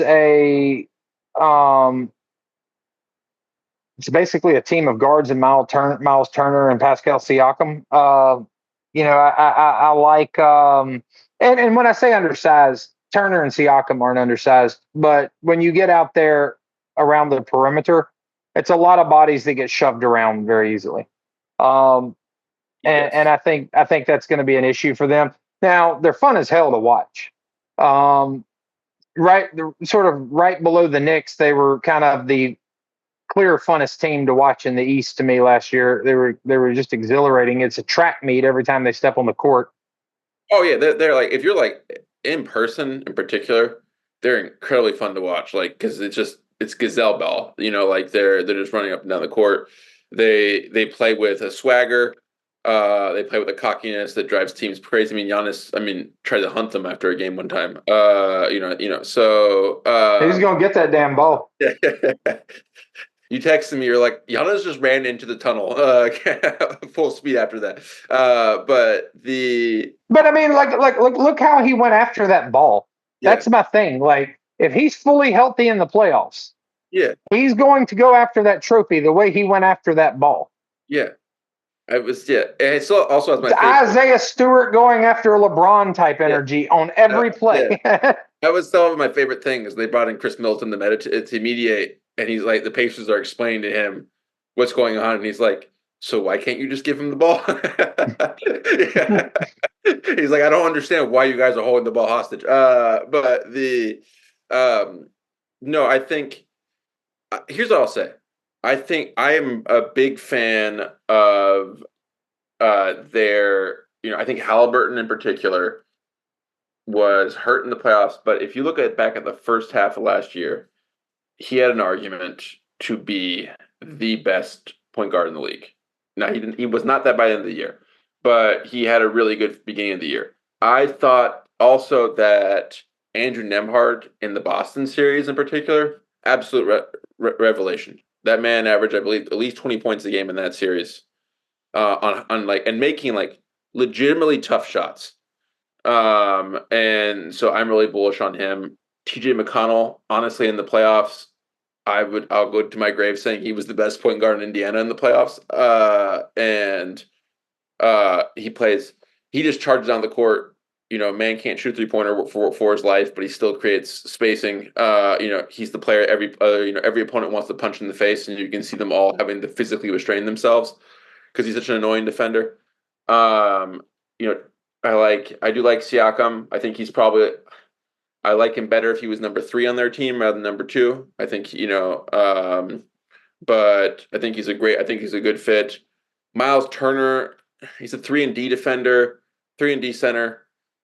He's sort of living, in my opinion, a little bit on his reputation of being a shot blocker. I think he sort of dipped a little bit in that regard last couple of years, but he's still a good center, an above average center. They have a good team. I think the question with this team is their ceiling. Because if you told me that this team got another all-star level piece without like blowing up everything, I'm like, okay, now we're cooking with something. Now we're Yeah, I starting. mean, I kind of wonder if, like, when you look at Indiana, it's just like there's so many guards, man. Like it's Halliburton. Consolidate their guard lineup. Yeah, 100%. Definitely not Like going to play next year, and he's a good player. Yeah, Nimhard, Mathurin. Yeah, like I mean, like Mathurin showed flashes his rookie year where I mean I thought he was going to end up being a clear number 2 in Indiana. Halliburton, I think, is every bit of what you said. I don't think like I don't see the situation like almost like a pure point guard, like an old school kind of like 90s yeah, point guard who isn't really looking to score. yeah. I think he may be the best version of that in the NBA. There's not a lot of competition 100%. for it, but like I think he's I love Tyrese Halliburton. I think he's a great basketball player. I love watching him with Team USA. Actually, strangely think like he may even fit better with Team USA than he does Indiana. But I Yeah, think weirdly enough, there were games in the Olympics they could have used him, but they just benched him yeah, though. yeah, But yeah. And their style of play, I think stresses teams. I don't think they have the talent or the perimeter defense in the backcourt to deal with elite teams in the NBA. Like I think they're going to get pushed around by the Jaylen Browns, they don't have Jason a lot Tatum. of talent too. Like Yeah, where would you put yeah, that's a good where, point. They have a where would you lot. They have put a lot of like really good talent that's not like top yeah. end elite. Like, we had all this, you talk about the Celtics, like they're not having a top 5 player in the league, but like Tatum's 6. Like he's not, like if he's not top 5, he's like number 6 or 7. Like, he's right outside Yeah, that we don't have to go back and relitigate that, but I mean, I'm one yeah, of the ones who would say like Joel Embiid's not as yeah, like 100%. I take Tatum over Embiid. Yeah. Yeah, but my point of saying that was like where would you put Halliburton? Like he's like closer to 15, 15. Yeah. 15, 20. that's just too much of a gap to win a title. You can't. It's like you would You need. better have a team full of 15s. Yeah, you If better you're have gonna, like the whole team tied for number 15. Like that's just like an entire like 15 through 30 is just your team. For that to make any sense. And they just don't have that. They also like their bench kind of falls off a cliff at a certain point. TJ McConnell, and then I guess now either Nimhard or Matherin. I don't know which Yeah, one, but they got Aaron Nesmith, but well, I like think Aaron Nesmith has to start. Otherwise, they have zero perimeter yeah, defense. yeah. So like this is a team like that has the assets in particular because they have so many guards. They have the assets to consolidate them, and they have some draft picks, I believe. And I think it would be really interesting to see them add another All-Star.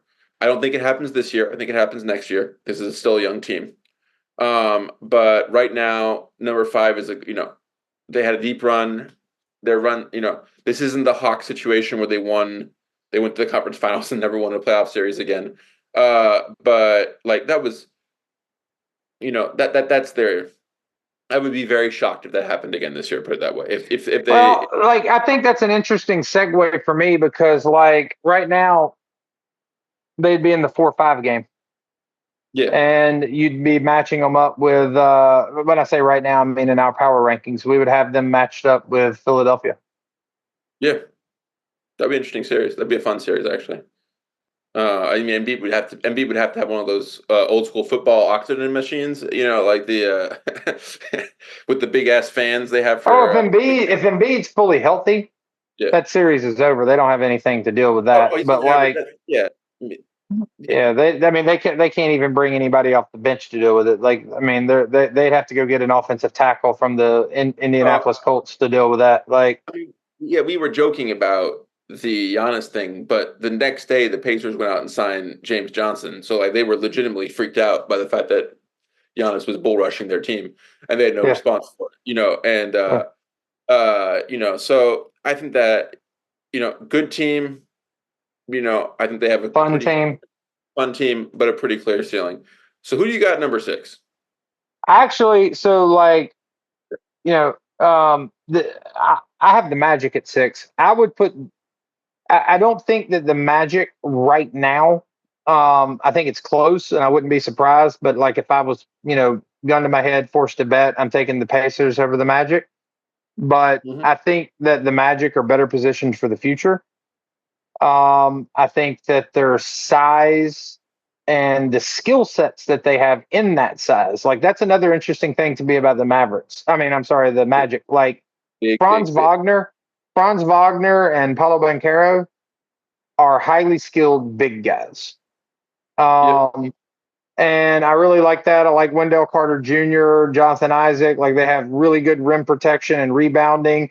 They have a poor man's Josh Hart and Jalen Suggs. Like he's a top end hustle guy who goes out there and will, high motor, high intensity, good teammate. Like he's just a glue guy. I like that. And I love the addition of KCP. And I think like while he's a big addition to the team, I think his skill set and what he brings to the table is not one of those things that's going to take a long time for it to fit in. I think that'll happen relatively quickly. And I picked them because that series with Cleveland last year, while Donovan Mitchell missed, a good chunk of that, I think if we come back and we run that back, I think you're going to see an improved Franz Wagner from the Olympics. I think you're going to see the expected progression of Paolo Banchero to continue.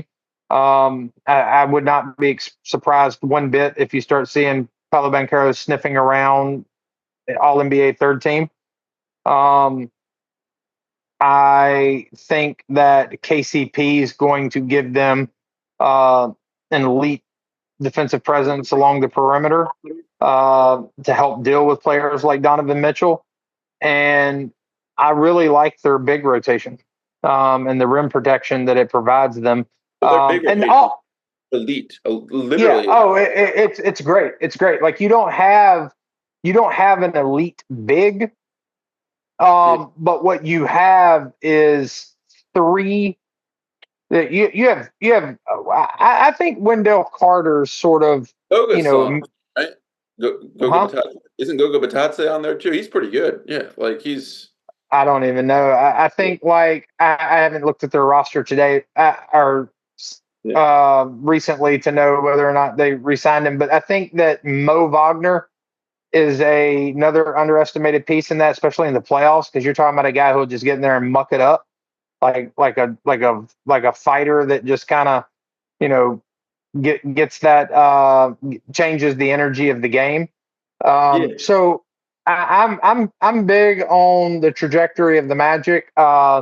I've got them at 6 right now. Wouldn't be surprised one bit if they pushed into 5. Just because, like I said, Indiana's a small team. Like I think Indiana can get them out there running. But it wouldn't be surprised. It wouldn't surprise me one bit if Orlando managed to figure out a way to slow that game down a little bit and use their size to their advantage. If they're able to slow that game down, Orlando wins that series, in my opinion. Yeah, I mean, I think they lost that series because they were young. That was basically it. They just, they had the better team, and like when you watch those games, they kind of had like they had the sort of football style swings where like I was watching the Packers game where like the Vikings went on a 28-2 run and the Packers went on a 22-0 run. Like that was kind of how those basketball games were working, and the Magic just couldn't. Their execution on the stretch struggled. But you know, I think the Magic, especially this year, they have the core to be really good. If we're looking at the best teams in 5 years, I think they're in Yeah. consideration. But I think the Magic right now, their ceiling this year is going to be dictated by Paulo Banchero. And what do you think? What do you think his ceiling is, and what do you see him as next year?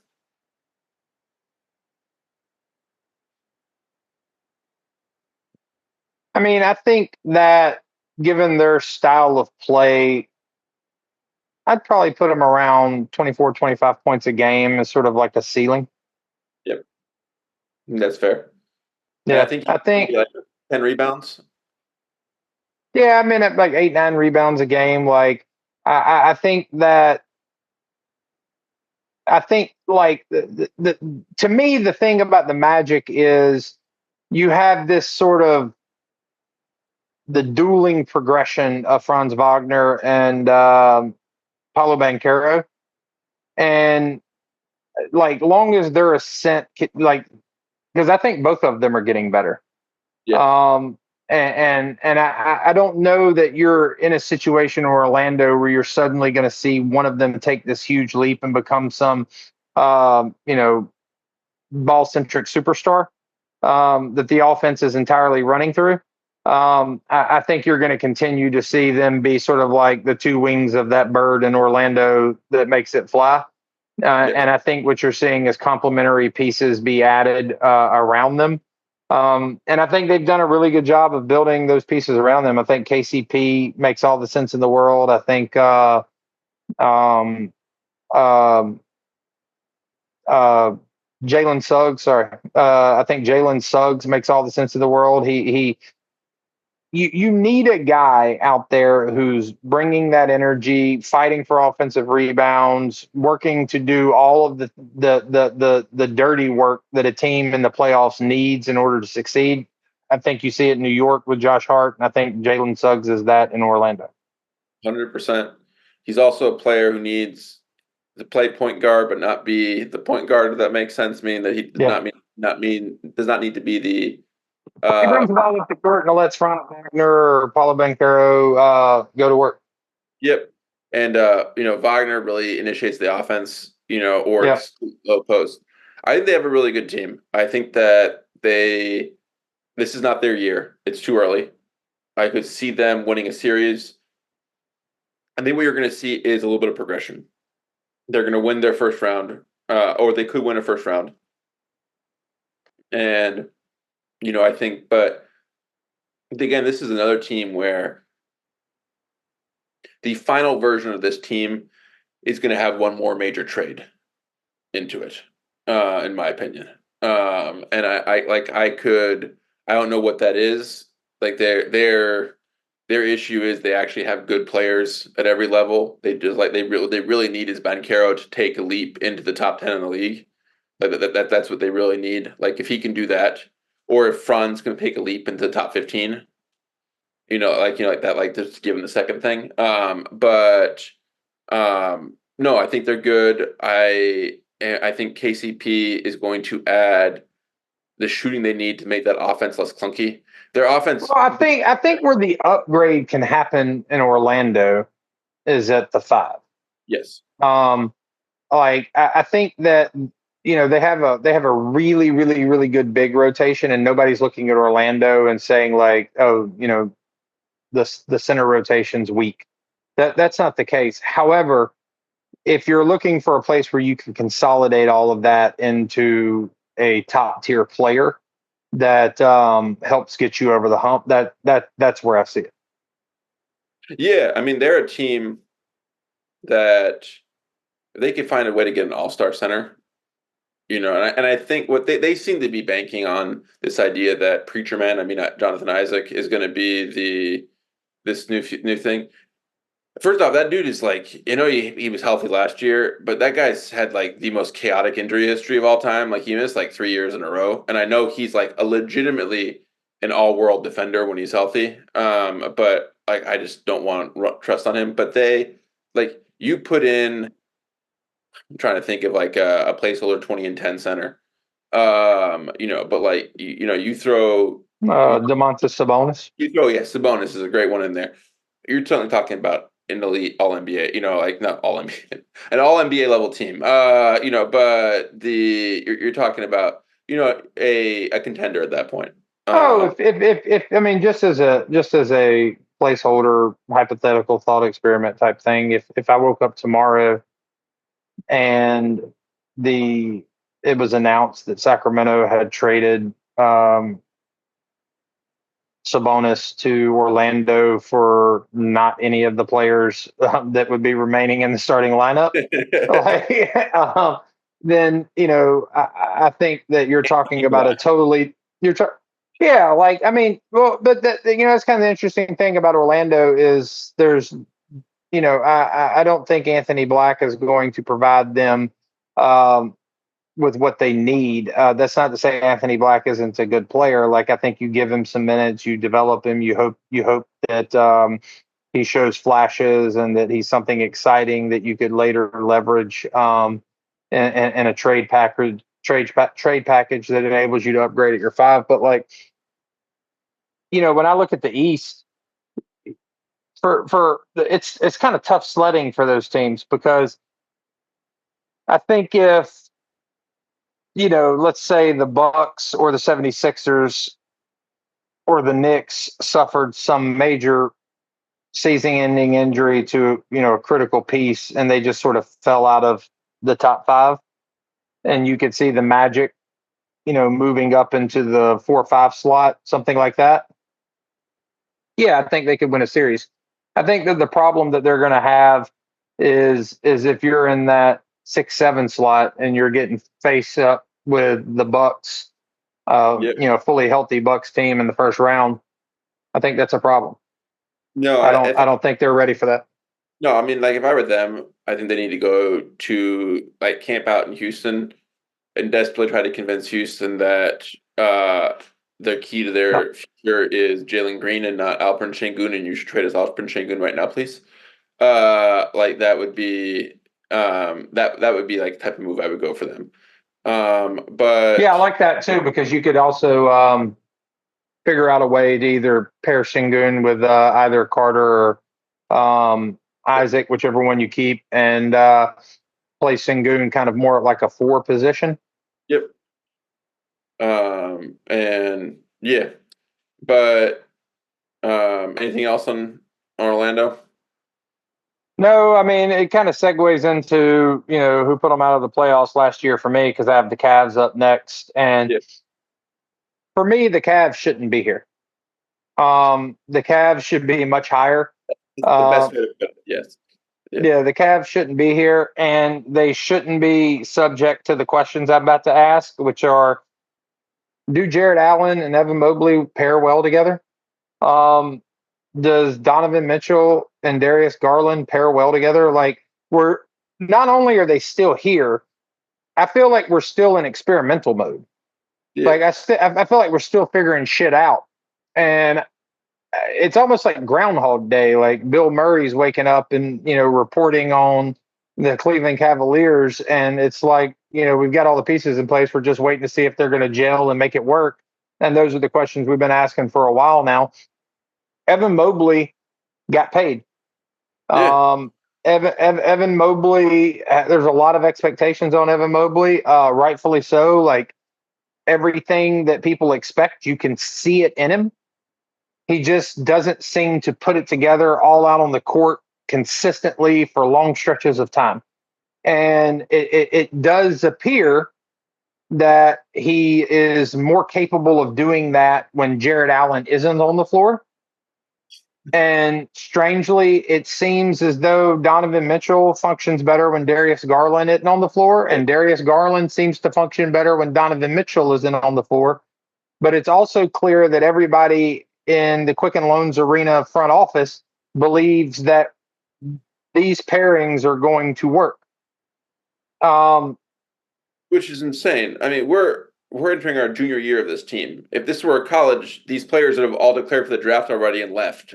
Okay, 100%. And trying to decide whether they can fit together. And I think Evan Mobley can gain some weight. And do a little bit more in the middle. Like I think he can play the 5. And I honestly, man, I don't like I've looked at the Brandon Ingram situation, and I understand like Brandon Ingram is not like a first option in the NBA. I understand he's probably not an elite second option in the NBA. He is a middling second option to elite third option in the NBA. Yeah. And I think Brandon Ingram's 6'8" skill set makes sense in Cleveland. And I think Jared Allen more than makes sense in New Orleans, and can't for the life of me figure out how some version of that never happened. And Cleveland just decided to keep all this together. No, this is you made a good point. You can't have a team whose 4 best players are 2 guards and 2 bigs, and the 2 guards don't play well together, and the 2 bigs don't play well together. That's just not and Max Strus. And Max Strus is just sitting there jacking up threes. Okay, yeah, 100%. There are gaping holes in this roster because they strip mined it to get this team. And I will say this: when they made this team now coming up on 3 years ago when they started this team, I thought it was a good idea. Garland and Mitchell do not work. Garland looks like he does not feel like he has the authority to run the offense. He doesn't feel like he has authority to do his stuff. When Mitchell went out in the playoffs last year, Garland looked a lot better. He suddenly reverted to Garland, the Garland who made a playoff, made an all-star team. They have to, and that's just not something that's going to rectify itself. Like they should trade Garland for legit 2-guard, like a big. The best way to pair Mitchell, in my opinion, you get a big, hulking 2-guard who can shoot and play D, like that, and you go for that. You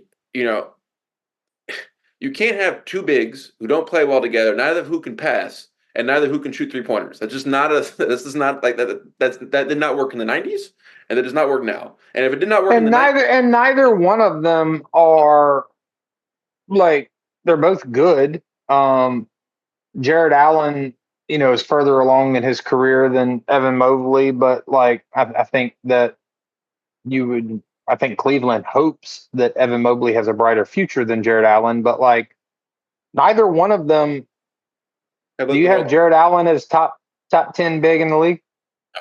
I don't. I don't have Mobley either. And the bigger thing about definitely not Mobley. Yeah, they are both also they're beanpole centers.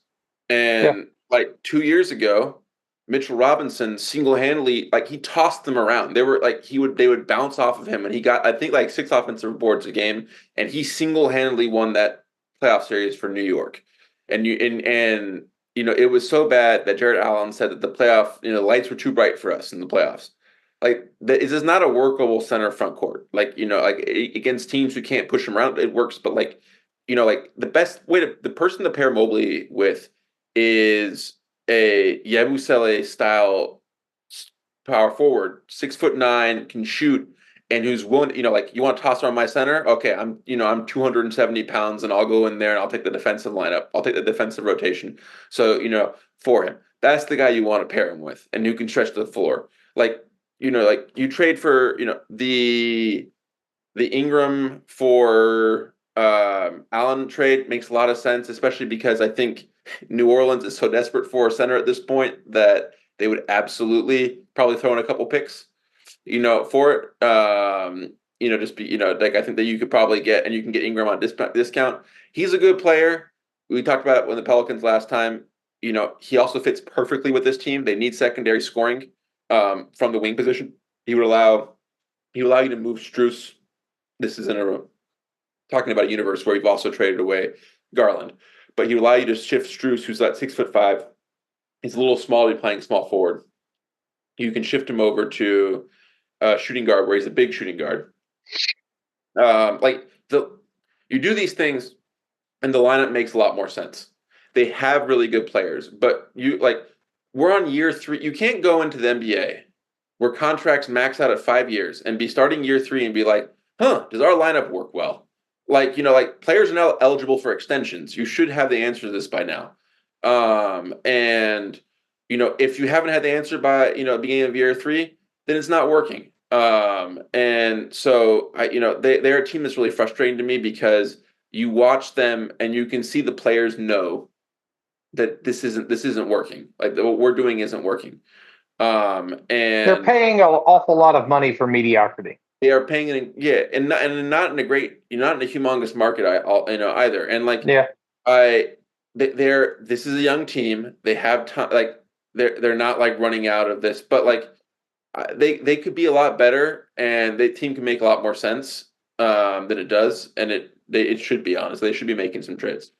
You also see the enormous cost of that mediocrity sort of taxing Donovan Mitchell, because Donovan Mitchell comes into Cleveland as sort of like a box office draw, and now he kind of feels like he's still an elite player who's sort of in that elite class, but the shine, the gleam, the excitement has just kind of fallen from him. He's sort of withering away in the smaller media market, and there's not any success. It's you can overcome that. I mean, LeBron's obviously showed that, but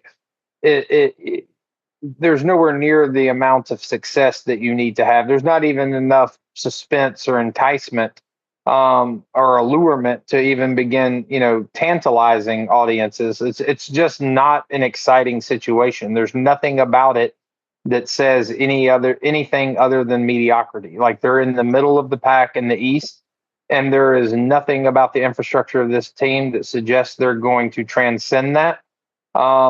And I think that you're probably, a season away from seeing some major moves. Yeah, potentially even this year. You're getting into Adrian Dantley territory. Adrian Dantley scored 30 points or more a game in 5 seasons in the 80s, and no one talks about him anymore. He's sort of forgotten history. Same with Alex English. These are players, who sort of just were fantastic. Pulled an Alex English auto card out of a pack the other day. Yeah, fantastic guy. Weirdest jump shot in NBA history, but man, that jump shot went in. You're getting into the point where it's sort of oh yeah, if someone I don't know if they still sell these. I don't know if kids even buy physical books anymore, but you used to be able to buy the NBA stat guides who had all the seasons together. And anyone who opened them up, man, he was dominant in the 80s. And then you ask your dad, he's like, oh yeah, he did exist. I forgot about him. Yeah. And we're getting into that territory, and it would be, I don't know, I don't know if he's good enough to win a title on as number one, but he should, he is good enough that he should be spearheading a better team than this, especially with a team that has assets to play around and trade. And I think there probably was a lot of momentum behind the idea of Donovan Mitchell to New York, and then Jalen Brunson just exploded, and there was no need for Donovan Mitchell in New York. Yep. So and that led to him just being like, well, I guess I'll just sit here in Cleveland with Darius Garland and Evan Mobley and Jared Allen and I will Wither sacrifice away in myself mediocrity. and resign myself to making $280 million, whatever it is. Yeah. So Yeah, who you have next? 8, and this is honestly where like the East has a top 8, which are legit playoff teams, and then sort of like Yeah, it goes to hell it in a gets handbasket pretty fast. it gets really chaotic and really bad really fast. I got Miami at 8. Yeah. And And that really is like legitimately what you said. Like they're sort of the last of the playoff teams. Um, and with Miami, it's kind of like they're the Memphis of the Eastern Conference. Like there's a lot of variance there, tons of questions. You just sprinkle heat culture on all those questions, and they turn into explanations about how they're going to win the finals with the same roster that they had last year, which clearly underperformed. But I do think they're a playoff team. and look, they're legally obligated to end in to have the 8th seed in the playoffs. It's just like I think they've had that for like the last 3 years. Um, It's in the NBA media yeah, contract. yeah, they got 2 really good players, Jimmy Butler and Bam Adebayo. Adebayo, especially last year, came into his own. Fantastic player, but one of the best defensive Love bigs. Bam. Jimmy Butler is getting old, but in the games he does decide to play, which is another issue that they've had with Pat Riley calling him out, just like availability. He's still a fantastic defensive player. Like and he always raises the game in the playoffs. The And also it's worth noting, Jimmy Butler showed up to media day looking normal. that I know Which that's is a not what we sign want, of but like that may portend some level of seriousness as he yeah, approaches the season. when he came in looking like a member of Green Day last year, I thought there might be a little bit of an issue, but There uh, was. it was it was, and um the issue with them, and this has always been the case, like they got to the finals 2 years ago on the back of like how like they had I believe 3 series, like 2 series where they shot like some of the best 3-point shooting in NBA history. And then one series into the Knicks where they shot horribly, but the Knicks shot even worse. And then in the finals they shot poorly, and the Nuggets just pulverized them. But they just got some outlier shooting. But the rest of their roster, if you look at it carefully, it's a chaotic mess of a team. Like they have Terry Rozier on this team, and I'm still completely unsure why he's on this team. Like there's just no explanation for it. They just tried, like they got mad they had Kyle Lowry last year, and so they just brought in Terry Rozier, and they have no need for what Terry Rozier brings to the team, which is a score first point guard. They already had one too many in Tyler Hero, where they don't know what to do with. But like they have Tyler Hero backing up a worst version of Tyler Hero. And both are injury prone.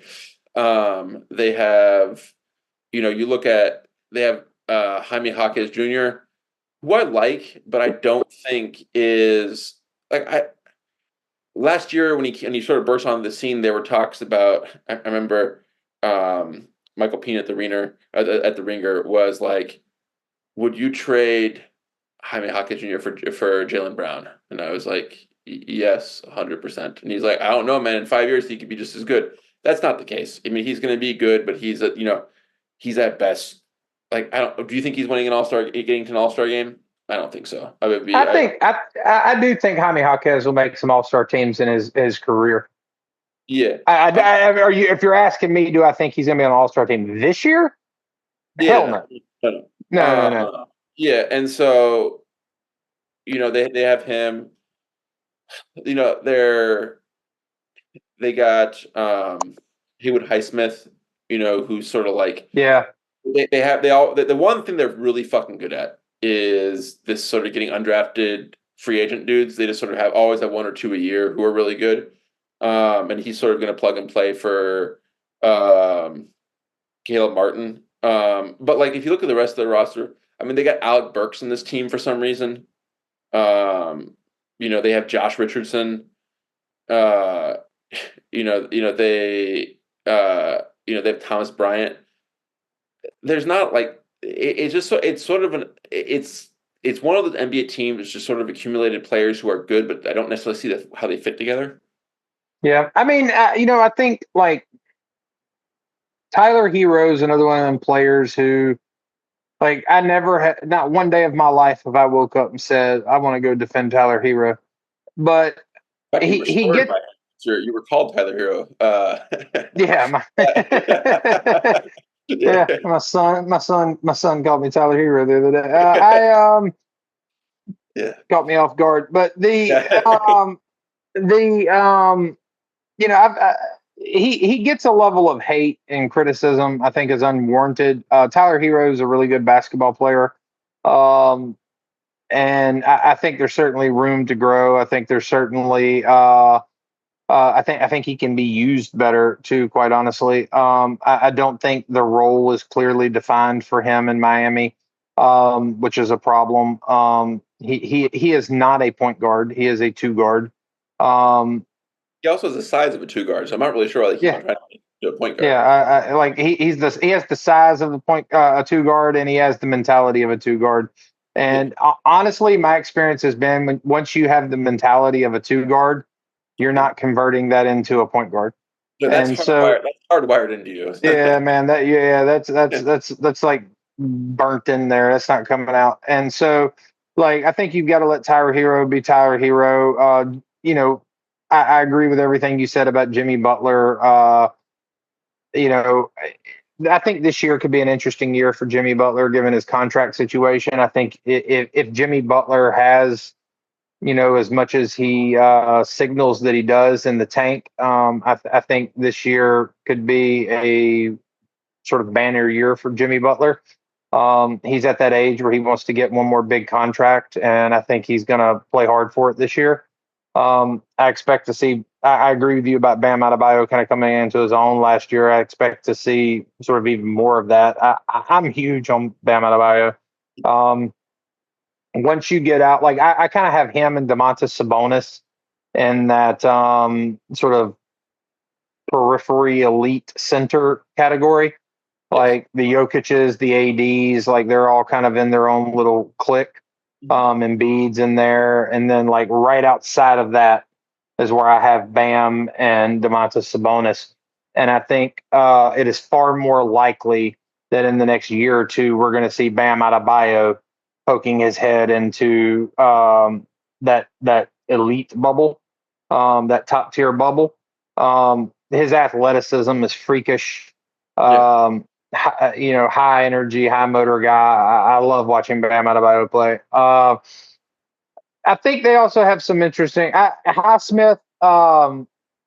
Highsmith is kind of like the quintessential Miami wing. The second man. Yeah. Yeah, yeah. So like, they have some interesting pieces in Jovic. I'll be curious to see like what he's going to develop into. Um, I wouldn't really say there's been like huge expectations of Jovic, but like the expectations certainly exceed what we've seen up until this point. However, I also think he's been significantly throttled. And, sort of there's a waiting game. I feel like about like when he's going to be ready. Yes. He did not get the amount of minutes I expected him to get with Serbia this summer. Um, but he got some valuable minutes. And I think you could see him mildly improved. I don't have massive expectations of him heading into the season. Uh, I think the question about whether or not Jaime Jaquez's career is on a trajectory to start sniffing around all-star teams, Yeah. I'd be more comfortable answering it this year. I do agree with you in the sense that like Jaime Jaquez started off really hot. Like heading into the All-Star break, Jaime Jaquez had him and Derek Lively were the two rookies who I felt like did more than people expected them to do their rookie years. But that cooled a bit on Jaime Jaquez, whereas Derek Lively, the ascent never really stopped. And I'll be curious to see where Jaime Jaquez picks up this year. Be curious to see whether he's going to be in the starting lineup. I think it's going to be tough to start the season to see him in the starting lineup, but I wouldn't be surprised to see him finish it. Yeah, and I think the other question is, Butler's 35. Yeah, That's just old. Like, and to his credit, Jimmy Butler is one of those guys who keeps himself in good shape. 100%. Yeah, And you can criticize Butler for a lot of things, but work ethic and all that, he's always been a worker. he's a dog. He is the essence of what people mean when they say he's a dog. My kindergarten has a little like checklist to send back with kids about like a report card about how they're doing. The plays well with others, he would not pass that rubric. But um, I do find it interesting that he is a person who clearly is oppositional and very aggressive towards authority. Like he seems to challenge it. It is very interesting to me that he clearly is. Pat Riley is someone who he decided he's not going to pick a fight with. Like that, he respects Pat Riley. I mean, in all fairness, I've never heard anyone or seen anything that would lead me to believe that Pat Riley was an easy mark for picking a fight with either. No, I mean, I remember there's a great interview with Xavier McDaniels on the New York Knicks, and he's like, "Did anyone ever fight with Pat Riley?" He's like, "Are you kidding me? He was the most intimidating person I've ever met." Well, I mean, and you listen to that Udonis Haslam podcast with Mike Miller, and or I'm sorry, Brad Miller. Like it's very clear. Like I think you get kind of a behind the scenes look at what it's like in Miami. Yes. There is like Spoelstra and Pat Riley run a tight ship in Miami. That's another thing though, like we haven't talked about with Miami. Yes. Like, and this is not a knock against any of the coaches in the East. I think Rick Carlisle is a fantastic coach. I think Doc Rivers is a good coach. I think Nick Nurse is a good coach. I think Tibbs is a good coach. Joe Mazzulla has proven himself to be a good coach, even though there are still times where it's a mad scientist, good coach style. That's yeah, basically. yeah. Like there are times where I'm like, I feel like we're questioning the quintessence of a timeout and what a timeout is and means in the world of time and space. And I think I sent you 100 different times of like this. I think I sent you one game. He ended the game with 4 timeouts unused, and like, how does this even happen? Yeah. But I think if we were ranking coaches in the East, Spoelstra's the clear best coach in the East. 100%. And the thing about him is he's a good coach. He's tactically really good, and the thing he excels at is grinding a game into the mud, so that the best players in the opposing team are forced to fight in unfavorable terrain for themselves, and it evens the playing field. Like the thing about every Miami playoff series you watch is it just becomes something of a bar fight, and if they can't make it into like a bar fight or like a bare knuckle boxing match, the Heat get absolutely smoked. Like Spoelstra is one of those types of coaches who does extremely well maximizing whatever group of guys you give him talent and skill sets and minimizing it's almost like a political strategy. Like when you don't have like an affirmative message or vision that like the public's going to buy into. Yes. And you're just sort of having to offer that almost as to just like placate demands that you speak in the affirmative about yourself. But your real strategy is to get in there and muck it up and tear down the opponent. Yeah. Like that, like if you give Spoelstra that deck of, that hand of cards, he can play it. Yep. Like if you give him a supremely talented team, he can play it. He can do whatever it is you're asking him to do with the roster that you give him. Yep. No, 100%. But all that being said, I would be, and with the Heat, they are the type of team that randomly overperforms. Like I would like. This is my question. Yeah. And maybe we should do these kind of questions more in the future, like, because I think it does kind of provide at least like some interesting take on, because the East is also very vanilla. Like the West is exciting. Like you got the Lakers over there and all that. So like to spice it up a little bit, do you think that it's fair to say that the Miami Heat could be sort of the Memphis of the East? Like there are two teams that, and what I mean by that is like Memphis is one of those teams that could be a play-in team or a 4 seed in my mind. Yes. And when I look at Miami, I don't really see the upside of Miami as being like a 4 seed. I see the upside of Miami as coming in as like a 7-8 seed, a play-in team, something like that. Yes. And then winning 2 playoff series and taking, somebody to 7 in the Eastern Conference Finals. Like that's kind of where I see and I actually see the team that, really has more potential to kind of outperform expectations is Orlando. But what are your thoughts on like that comp to Memphis? Like who do you see in the East as being that way? Interesting. I think Miami is a team that is better designed for the playoffs because they have a ton of veteran players and they have a lot. They're very experienced, and that's the type of team that can grind out wins in a series just through like pure guile and and like they'll benefit from I think that that's a better environment for them than the regular season. So you kind of agree with what I was saying about that point, like their upside really is actualized in the playoffs. Yeah. In terms of like the regular season team, I would say Orlando because I think Orlando's thing is there is a scenario where, as I mentioned to you, Ben Caro just takes a leap. He has all the physical tools. Let's just say he comes back and next year he averages 27 points a game. Like that, if he comes back and he's at 25, 27 points a game, and Franz Wagner comes back and he's at 22, 24 points a game. Yeah, like I agree completely there. Yeah, and then you've got KCP in that situation too. Yeah, you got KCP, you got Suggs, who's going to be, a good playoff. In the regular, Suggs is a great regular season player because he plays so hard all the time, and they're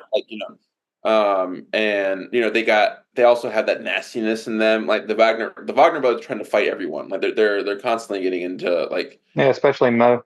Yeah, Mo's entire thing is trying to fight people, but they have they have those players in the team that are going to try to they're going to try to compete every night. So I would put them down as that. I want to say Cleveland has a higher upside, but I'm so out in this Cleveland team, man. I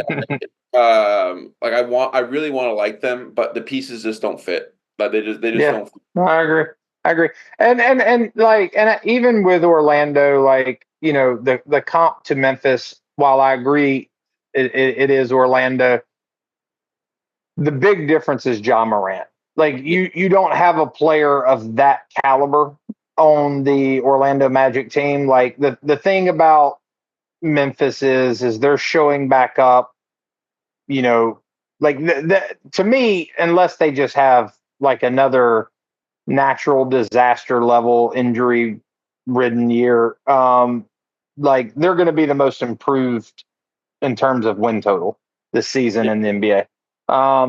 And I think that the fact that Ja Morant is such an elite player, like that team's the variance there is just so great. And also, the supporting cast, the 3 core pieces of Ja, Bane, and Jaren Jackson, in terms of how they fit together and what they all do to complement one another, it's also just far more developed. So I think while it is Orlando, it's a bit of a reach. Once we push past the Heat, like you alluded to earlier, the Eastern Conference descends into an veritable just shit show. And next up on my list, I'm going to say 2 teams. Yeah. but I'll state them in my order that I have them. And I don't have any strong feelings about the order, but it's the Hawks and Toronto. Yeah. I have Toronto and Charlotte, but let's look at the Hawks and Toronto first. So Toronto, the way I see it, they got one all-star caliber player in Scotty Barnes. Like they seem convinced that he's a franchise player. There's a universe he could get there. I don't see it. I don't see him like having top 10 potential, and that's I think when you mean franchise player, I that's agree. what we're actually talking about. Because technically there should be 30 franchise players for the 30 franchises, but a top 30 player is not going to be is not what we're talking about in that. So, but he's still young. And then they just have a lot of good they have a lot of good, not great players. They got Quigley, good, like if you talk about backup point guards, fantastic dude. Fantastic. But he's probably 15th best point guard in the league or something like that. They got RJ Barrett, who's probably the 15th best shooting guard in the league. They got Jakob Pertl, uh, who I know from his Spurs days, and he's the type of player. It's like, man, if only you understood that you were 7 feet tall and can dunk, this would go so much better. But he's good for 10 and 10 or 15 and 10 on that. He's a good center. He's not great. And they got Kelly Olynyk on the team. Yeah, Kelly Olynyk gives them a little spacing as well. They got uh uh they got the man who's also moonlighting as a magician based off the outfits he wears outside of the game day, which is Grady Dick. Yeah, Uh, he lost my son when he showed up dressed like somebody from the Jetsons. Levi was just completely out on Grady Dick after that. he wore a red sequin suit to Yeah, the that's the what one. I'm talking about. Yeah, Yeah. that was my favorite. And you could see how embarrassed his dad was, and his dad looked like both small town, out of place guy first off to begin with, and he's but I mean he's one of those guys who's great. He can shoot the lights out. I don't I haven't I'm not gonna pretend like I watched 20 hours of Grady Dick film, but when I've watched him play, I don't necessarily I don't get the sense that this guy's going to be an elite NBA role player. Put it that way. So I think they have the Jazz a couple years are a good example. This is a team that could scrounge to 30 to 35 wins. Just because they have good players and I think a better way of saying is they have serious players. yeah, Because as we go into some of these lower teams, we get into some very unserious situations.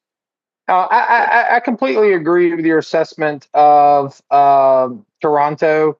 Um, I have the Hawks slightly ahead of them because I think that while Toronto has serious players, there's some serious players in Atlanta, but the best player, and it's not really even close between these two teams, is in Atlanta. yes, And I think this is and I don't think this is overstating it. In fact, I think it might be understating it. This is a make or break year for what's going on in Atlanta. Yep. This is either going to, and I think sort of the threshold is the trade deadline because I think that this team has to prove that there's something there, that the infrastructure of this team has something that can be built upon, or they're going to become a spare part situation in Atlanta. And you're going to see teams trading off or trading to get the Trae Youngs. The one piece that I could see not going anywhere from Atlanta is Jalen Johnson. I think Jalen Johnson stays in Atlanta because of the timeline. And if you're rebuilding, you can, kind of start with that one piece. But I think if Atlanta just sort of descends into just completely implodes, I think Trae Young's on the table. I actually think Bojan Bogdanovic is the type of player that like a contender team looking for that one extra piece could look to go pull.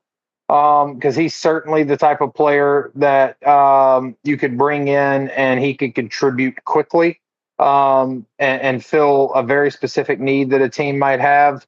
Oh yeah, there's a bigger yeah, market for him than there's going to be for Young. I'm going to be just quite honest. I bet Oh, you. I agree with you about that. I agree with you about that. I think what you see with the potential market for Young, and I think the reason why the Lakers continually surface, I don't think it's just the star hunting thing. I think it becomes like we have so very little time to capitalize on LeBron and AD being here, Yes. particularly as a pair, that we've got to swing for the fences. And Trae Young's going to give us the most firepower. And to be quite honest, like the same liabilities that D'Angelo Russell has on defense, Trae Young has them. Like there's very little trade off in terms of their liabilities. He's worse than D'Angelo Russell, in my opinion, because he's smaller and gets like shoved around a little bit more. Yeah, but the result's the same thing. And like so, percentile bad in terms of how bad you are on defense is. but then once we switch over to the offensive side, there's no comparing the two. No, I would night or day. I think the Hawks. The Hawks situation, is bad because Trae Young was trying to get himself traded during the offseason, during all last season, where you get them saying, "Oh, the Spurs, he'd be great playing with Wemby." And the Hawks tried to trade him. Like they were trying. They just wanted a better. They were trying to get a better deal than they have. Like I think both parties know the marriage is pretty much over. Or like on the rocks, at least the best way to say it.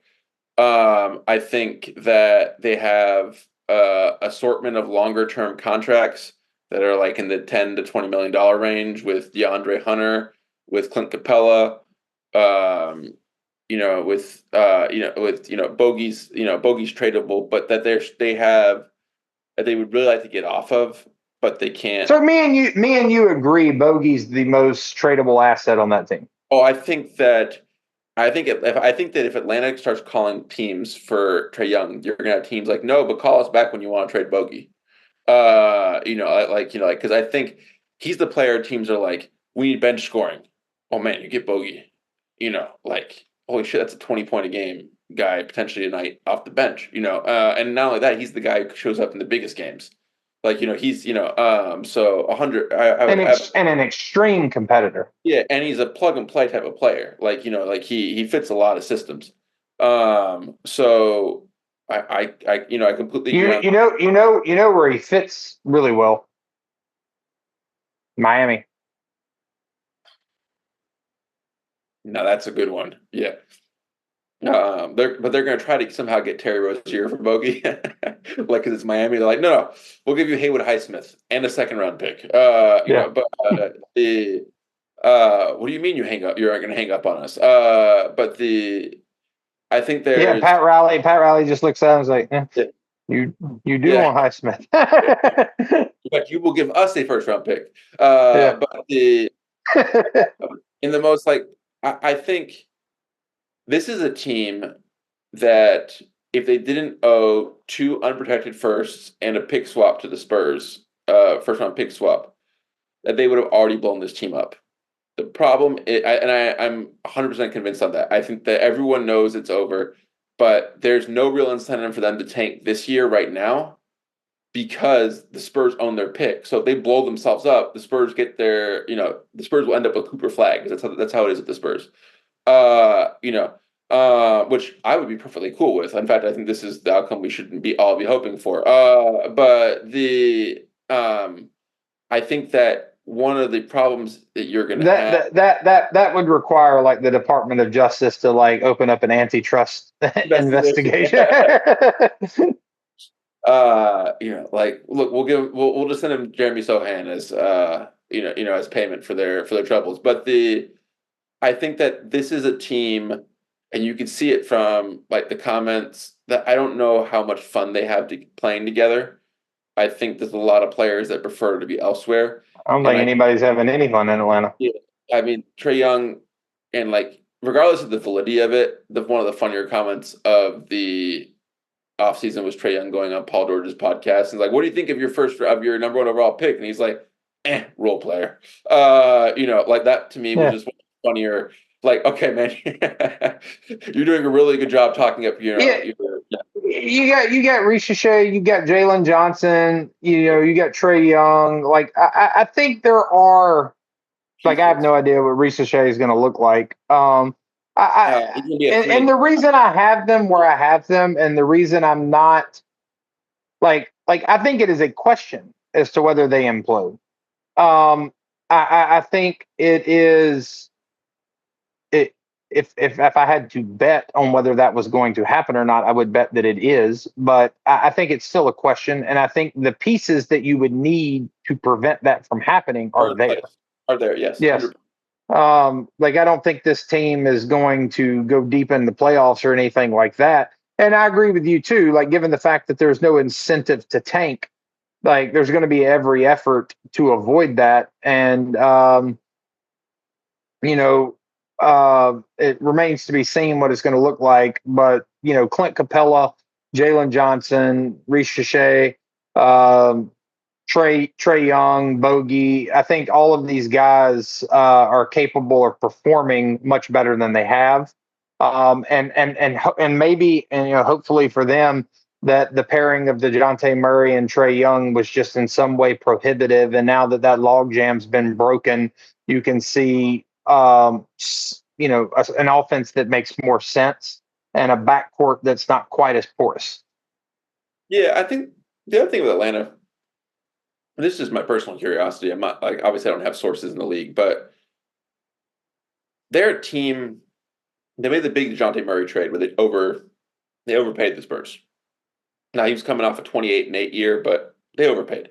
I mean, they gave like three firsts and a swap, I believe, which is like an insane haul for a dude who'd made one All-Star team as an injury replacement. And is no longer there. Yeah, and he's no longer there, and they ended up having to trade him for 2 picks to the Pelicans. But like, there are pieces there which I just don't understand how they haven't gotten rid of. Like, they have Okongwu and Capella. One of them's got to go. There are teams that like if I were them, I would have gone back to the Pelicans. Like, look, you want to do this deal for Murray? Cool, but you got to expand. You got to expand it. You got to give us an extra first and McCollum, and we'll give you back Capella. You need a center anyways. You're desperate for it. This works out great. Well, I think the thing for New Orleans at the time was that like they were convinced they were going to be able to move BI and get a better center than Capella, and that didn't materialize. But there are teams in the league that need a center that you could probably convince them to take Capella. Like that I think would help their team. I think that Okongwu is one of their players who, like, people were like, oh, I see potential. Like the same thing with DeAndre Hunter, who just were never given like a full clear runway. And they held on to these players for so long they ended up losing their value instead of trading them at their high point. But I could see trades like that. They have the talent, as you said, to avoid cratering. And but I do think that this is a team that and they have the incentive. And like those two things to me create serious question marks in my mind as to whether a professional basketball organization will implode if every incentive is for them not to, and they have pieces there that are capable of preventing them. Yeah. The other thing then the final thing that goes against them is they have a lot of injury-prone players. Bogey, Young, Hunter, that's been his big issue. Even Capella, Okongwu, all these guys have long injury histories. This is. I mean, there was a point last year where DeJounte Murray was taking 40 shots a game. Just because they were so hurt. If this team gets a run of injuries, I mean, it could be curtains. Like it could just be they could just tailspin. Obviously, no one's hoping for that. But that's always another sort of outside possibility. All right. Well, now that we've covered both Atlanta and Toronto, we're kind of done with all the teams that have, in my opinion, a realistic chance of making the play in. Um, and quite honestly, we were done talking about contenders a while back. I mean, I think there's always some sense of the Heat being able to slither in there somehow. But really, once we stopped talking about the 76ers, I think we were pretty much done talking about contenders in the East. Um, Agree. Now we're kind of getting into the bottom of the barrel. And this isn't not so interesting bunch of teams kind of packed in there. You do have some talent down here. I mean, when you start talking about Charlotte, for example, it's an extraordinarily talented team for the win totals that they accumulate every season.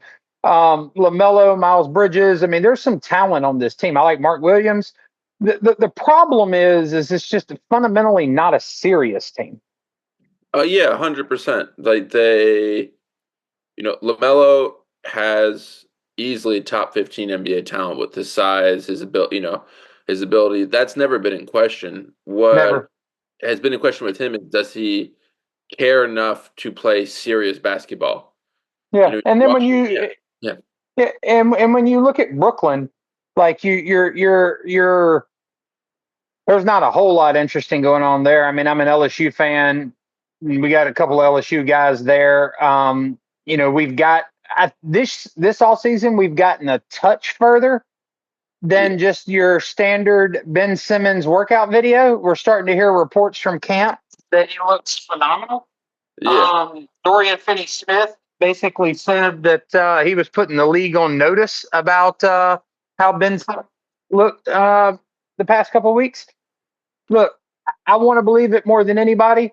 Um, Unfortunately, for any Nets fans and for Dorian Finney-Smith, I think if it's true, we're most likely to see Ben Simmons get traded at some point in the season to a contender that he can. Because Ben Simmons shows up on a team like the Lakers, yeah, and it's healthy Ben Simmons playing high level basketball on both ends of the floor as a point guard, distributing the ball on one end, driving, using his size in the lane, and then on the other end playing first team All NBA defense. yeah. That's a game changer on a team like LA.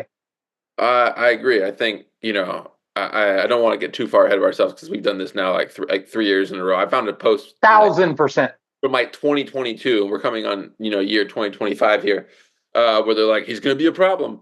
But I think like a little known fact is that Brooklyn's actually not playing basketball next year. They're playing capture the flag, and so I don't really think that they are going to try to be competitive.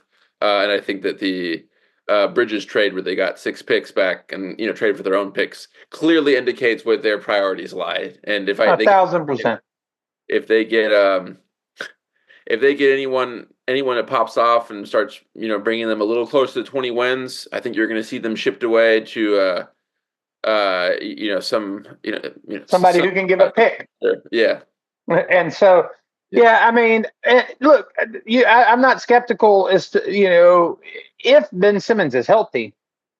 I'm not skeptical at all about what that is on the court. I've seen it. Ben Simmons is I mean, he's a top 10 player in the league, fully healthy and at his peak. yeah, It's just I'm skeptical that we're going to see that. When you go north to the Motor City, once again, there's some talent on that team. I mean, I like Cade. Um, there's just not a whole lot else going on there. they they It have kind of yeah. feels a little dreary.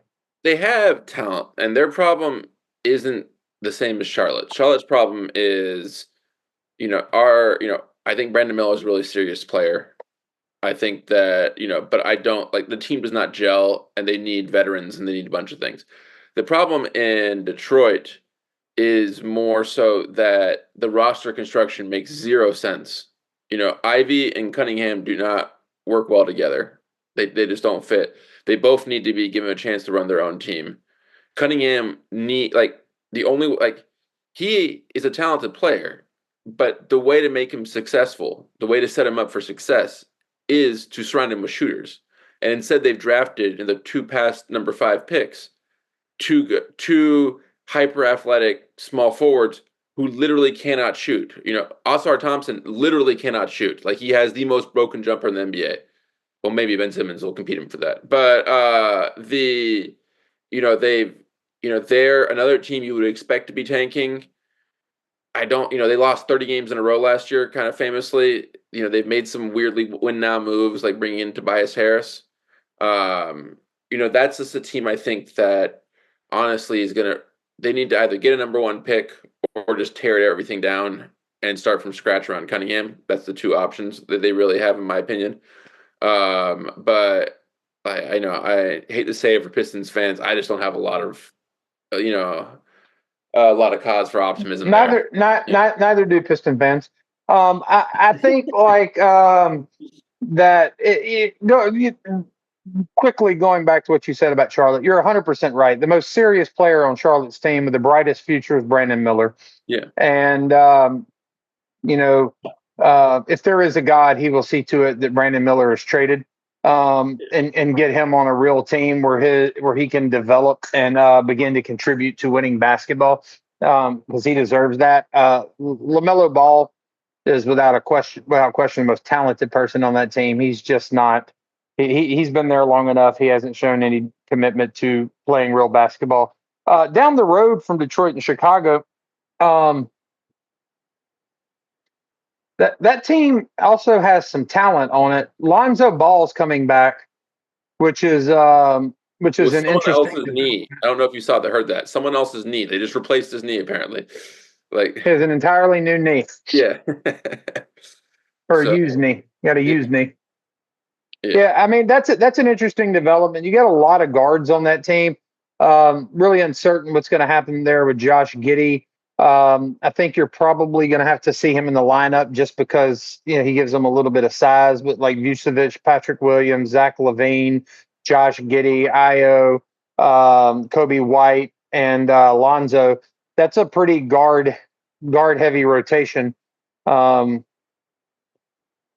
Chicago. I don't expect to see much out of them this year, but like there's some players there. It could be interesting to watch their development. Chicago's problem, I mean, this has been well documented. They have, this is a problem all the Chicago sports teams have been spent a bunch of time in my childhood there, is that they have an owner who's cheap and all he wants is to fill the stadium. And the Bulls fans show out for shitty teams, like and they'll show out, they'll pack the stadium, and that's literally the barometer he's trying to hit. And so he wants to, he is not really interested in these rebuilding things. He's content with the team being mediocre. If you listen to Media Day, they said that they want to win. I think they with them, it's really roster construction as well. You got a bunch. Yeah. They're packed up on guards. I mean, they have Io, who honestly should be like, he's a player and a contender I'd love. Like, you throw him on the Knicks as a backup guard for the Knicks.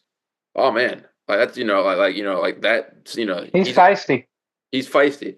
They have Giddey. They got Kobe White. They now have Lonzo. Levine's technically a guard. He's going to probably have to play small forward for this team. And then, their big rotation is basically just Patrick Williams, who they gave $80 million to this past year. I've watched a decent number of Bulls games. I'm not saying he's a bad player. I'm saying I never recognize he's on the court. He's just one of those players who sort of occupies time and space, and that's about it. He's a poor man's Harrison Barnes. It's exactly it. Yeah. And, so, I mean, he's a functional power forward.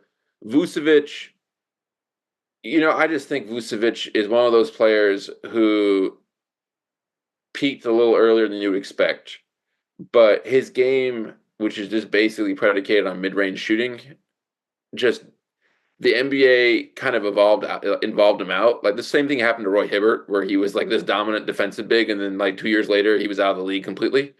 And he can kind of rebound, he can kind of shoot, but like if you ever watch Bulls games, he's kind of the problem with their offense. His teams ignore him because they don't really, they're totally content with him taking 20 shots a game, going 8 for 20 from mid range. They're another team that I just, I think you just have to accept that they're content being mediocre and there's no ambition there. Quite Yeah, honestly, I mean, you say that the owners his targets to get bodies in the stands. What's the owner's target in Washington?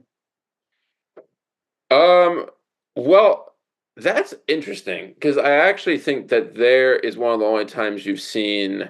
So in Washington, the guy owns the Capitals and the Wizards.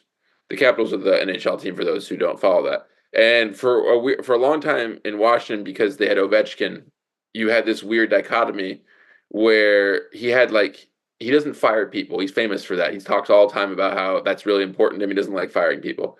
That you had the Capitals that were mad successful, and then you had the Wizards who are the Wizards and have not won 50 games since I believe the Elvin Hayes era, Yeah, which is a stunning stat. Like the but and the best they had was that one playoff year. They may have won a series, and they took Boston to 7 games, and Kelly Oubre that shoved. was when Gilbert Arenas was there. No, this is since then. This was the 1 year. It was literally the last year John Wall was anything. He had a really good Oh, playoff. okay, okay, And yeah. there was Otto Porter was on that run, and he somehow got $100 million contract out of it. Like they were good. It was a flawed team, but it was fun to watch. And since then, it's just been chaos. But What he's about this team? he's clearly fully accepted that we need to fully rebuild, and they have put out what, quite frankly, may be the least functional NBA roster, which seemingly on purpose, that has ever been created. I mean, it is a team whose veterans are Jordan Poole and Kyle Kuzma. That is the veteran leadership that Oh, and they got Valanciunas. they do have Valanciunas, yes. That I guess that's there. But basically, the two main figures are Kuzma and Poole. And the interesting thing about them is that they weren't able to assemble a bunch of picks for Beal, so they're having to do a rebuild really slow. Like they're going to have to use their own picks, which is probably mean it's going to be a 4 to 5 year plan. But they seem committed to it. I do like the Bilal Koulibaly, the French kid that they took last year. He started the year off at like 6'7". He was definitely 6'9" by the end of it. Like he visibly grew. He's a hyper athletic kid that I think has a potential to be a 15 to 20 point, 8 rebound, 5 assist guy. I think that. Outside of that, Corey Kispert's kind of nice, but and then there's Jordan Poole and there's Jordan Poole and Kyle Kuzma who are Jordan Poole and Kyle Kuzma. That's the best way to put that Yeah, out. But there's nothing else in the roster. I mean, they traded away Danny yeah. Avdija. Yeah, I would. It's a hard team to have any interest in The because it Sar seems to kid. be a Yeah, team. Yeah, I mean the Sar kid, he could be interesting in the future. I don't have very high expectations of him this year. I think that's a very raw um, player that needs a lot of development. I don't think. I do. Yeah, the pairing of Valanciunas. I think Valanciunas could be a great mentor. They're That's what I was about to say. Is I like that they brought in somebody like Valanciunas to be a mentor, but I don't see a lot of. I mean, there's certainly no similarity in play. That's what I was going to say. They're so diametrically different in how they play basketball. Like that. I mean, he can be a mentor off the field, which is just as important. But like, But I mean, as far as the East goes, really, once you get past in terms of being contenders, I mean, it's certainly up between the Celtics, Knicks, Bucks, 76ers. I think there's still some interest as you start to talk about the Pacers, Magic, Cavs, Heat.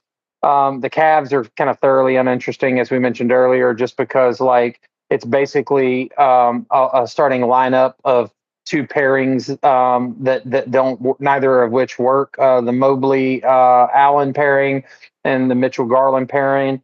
The Magic are a team that I'm going to have my eye on all year. Very interested to see what Wagner looks like. Very interested to see what Banchero looks like. I think KCP is going to plug in nicely. We talked about all that, but just as kind of like a conclusion, Pacers are going to be fun to watch all year. yeah, But I think with the East, it's really just it's going to be more interesting than it was last year, but yes, it's very, very, very top heavy. yeah. The way I see it is there are two tiers of contenders. which is the first tier is the true contenders. The ones like if you ask me right now what the conference finals is going to be like, or like the two teams who are best sometimes because the records end up playing a little earlier in the playoffs. But that's Boston, New York. I think that they have separated themselves from the pack, And then there's the tier 2, which is Brooklyn and Philly. Definitely not Brooklyn. Definitely not Brooklyn. We'll cut right there. In tier 2, which is Milwaukee and Philly, who are sorry. I'm gonna go back because that's just no, like with Milwaukee and Philadelphia, like I think both teams, fully healthy and in good condition, are capable of beating any of the two teams above them. Cool. Like my thing is like I'm never betting against Giannis. No.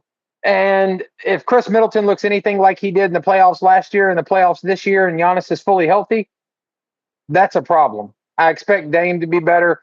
And then finally, like if Joel Embiid is fully healthy and in good shape, if Paul George is fully healthy and they can put it together in the playoffs in their first year with more than half of the starting lineup being revamped, more power to them. I mean, the talent's there. It's just a matter of whether they can put it together in 1 year and do it in the playoffs. I mean, media day happened the other day, so we're getting ready for the season to kick off, and we can start to put some of the speculation to bed. But it will be interesting. I think I'm actually really excited for the East this year.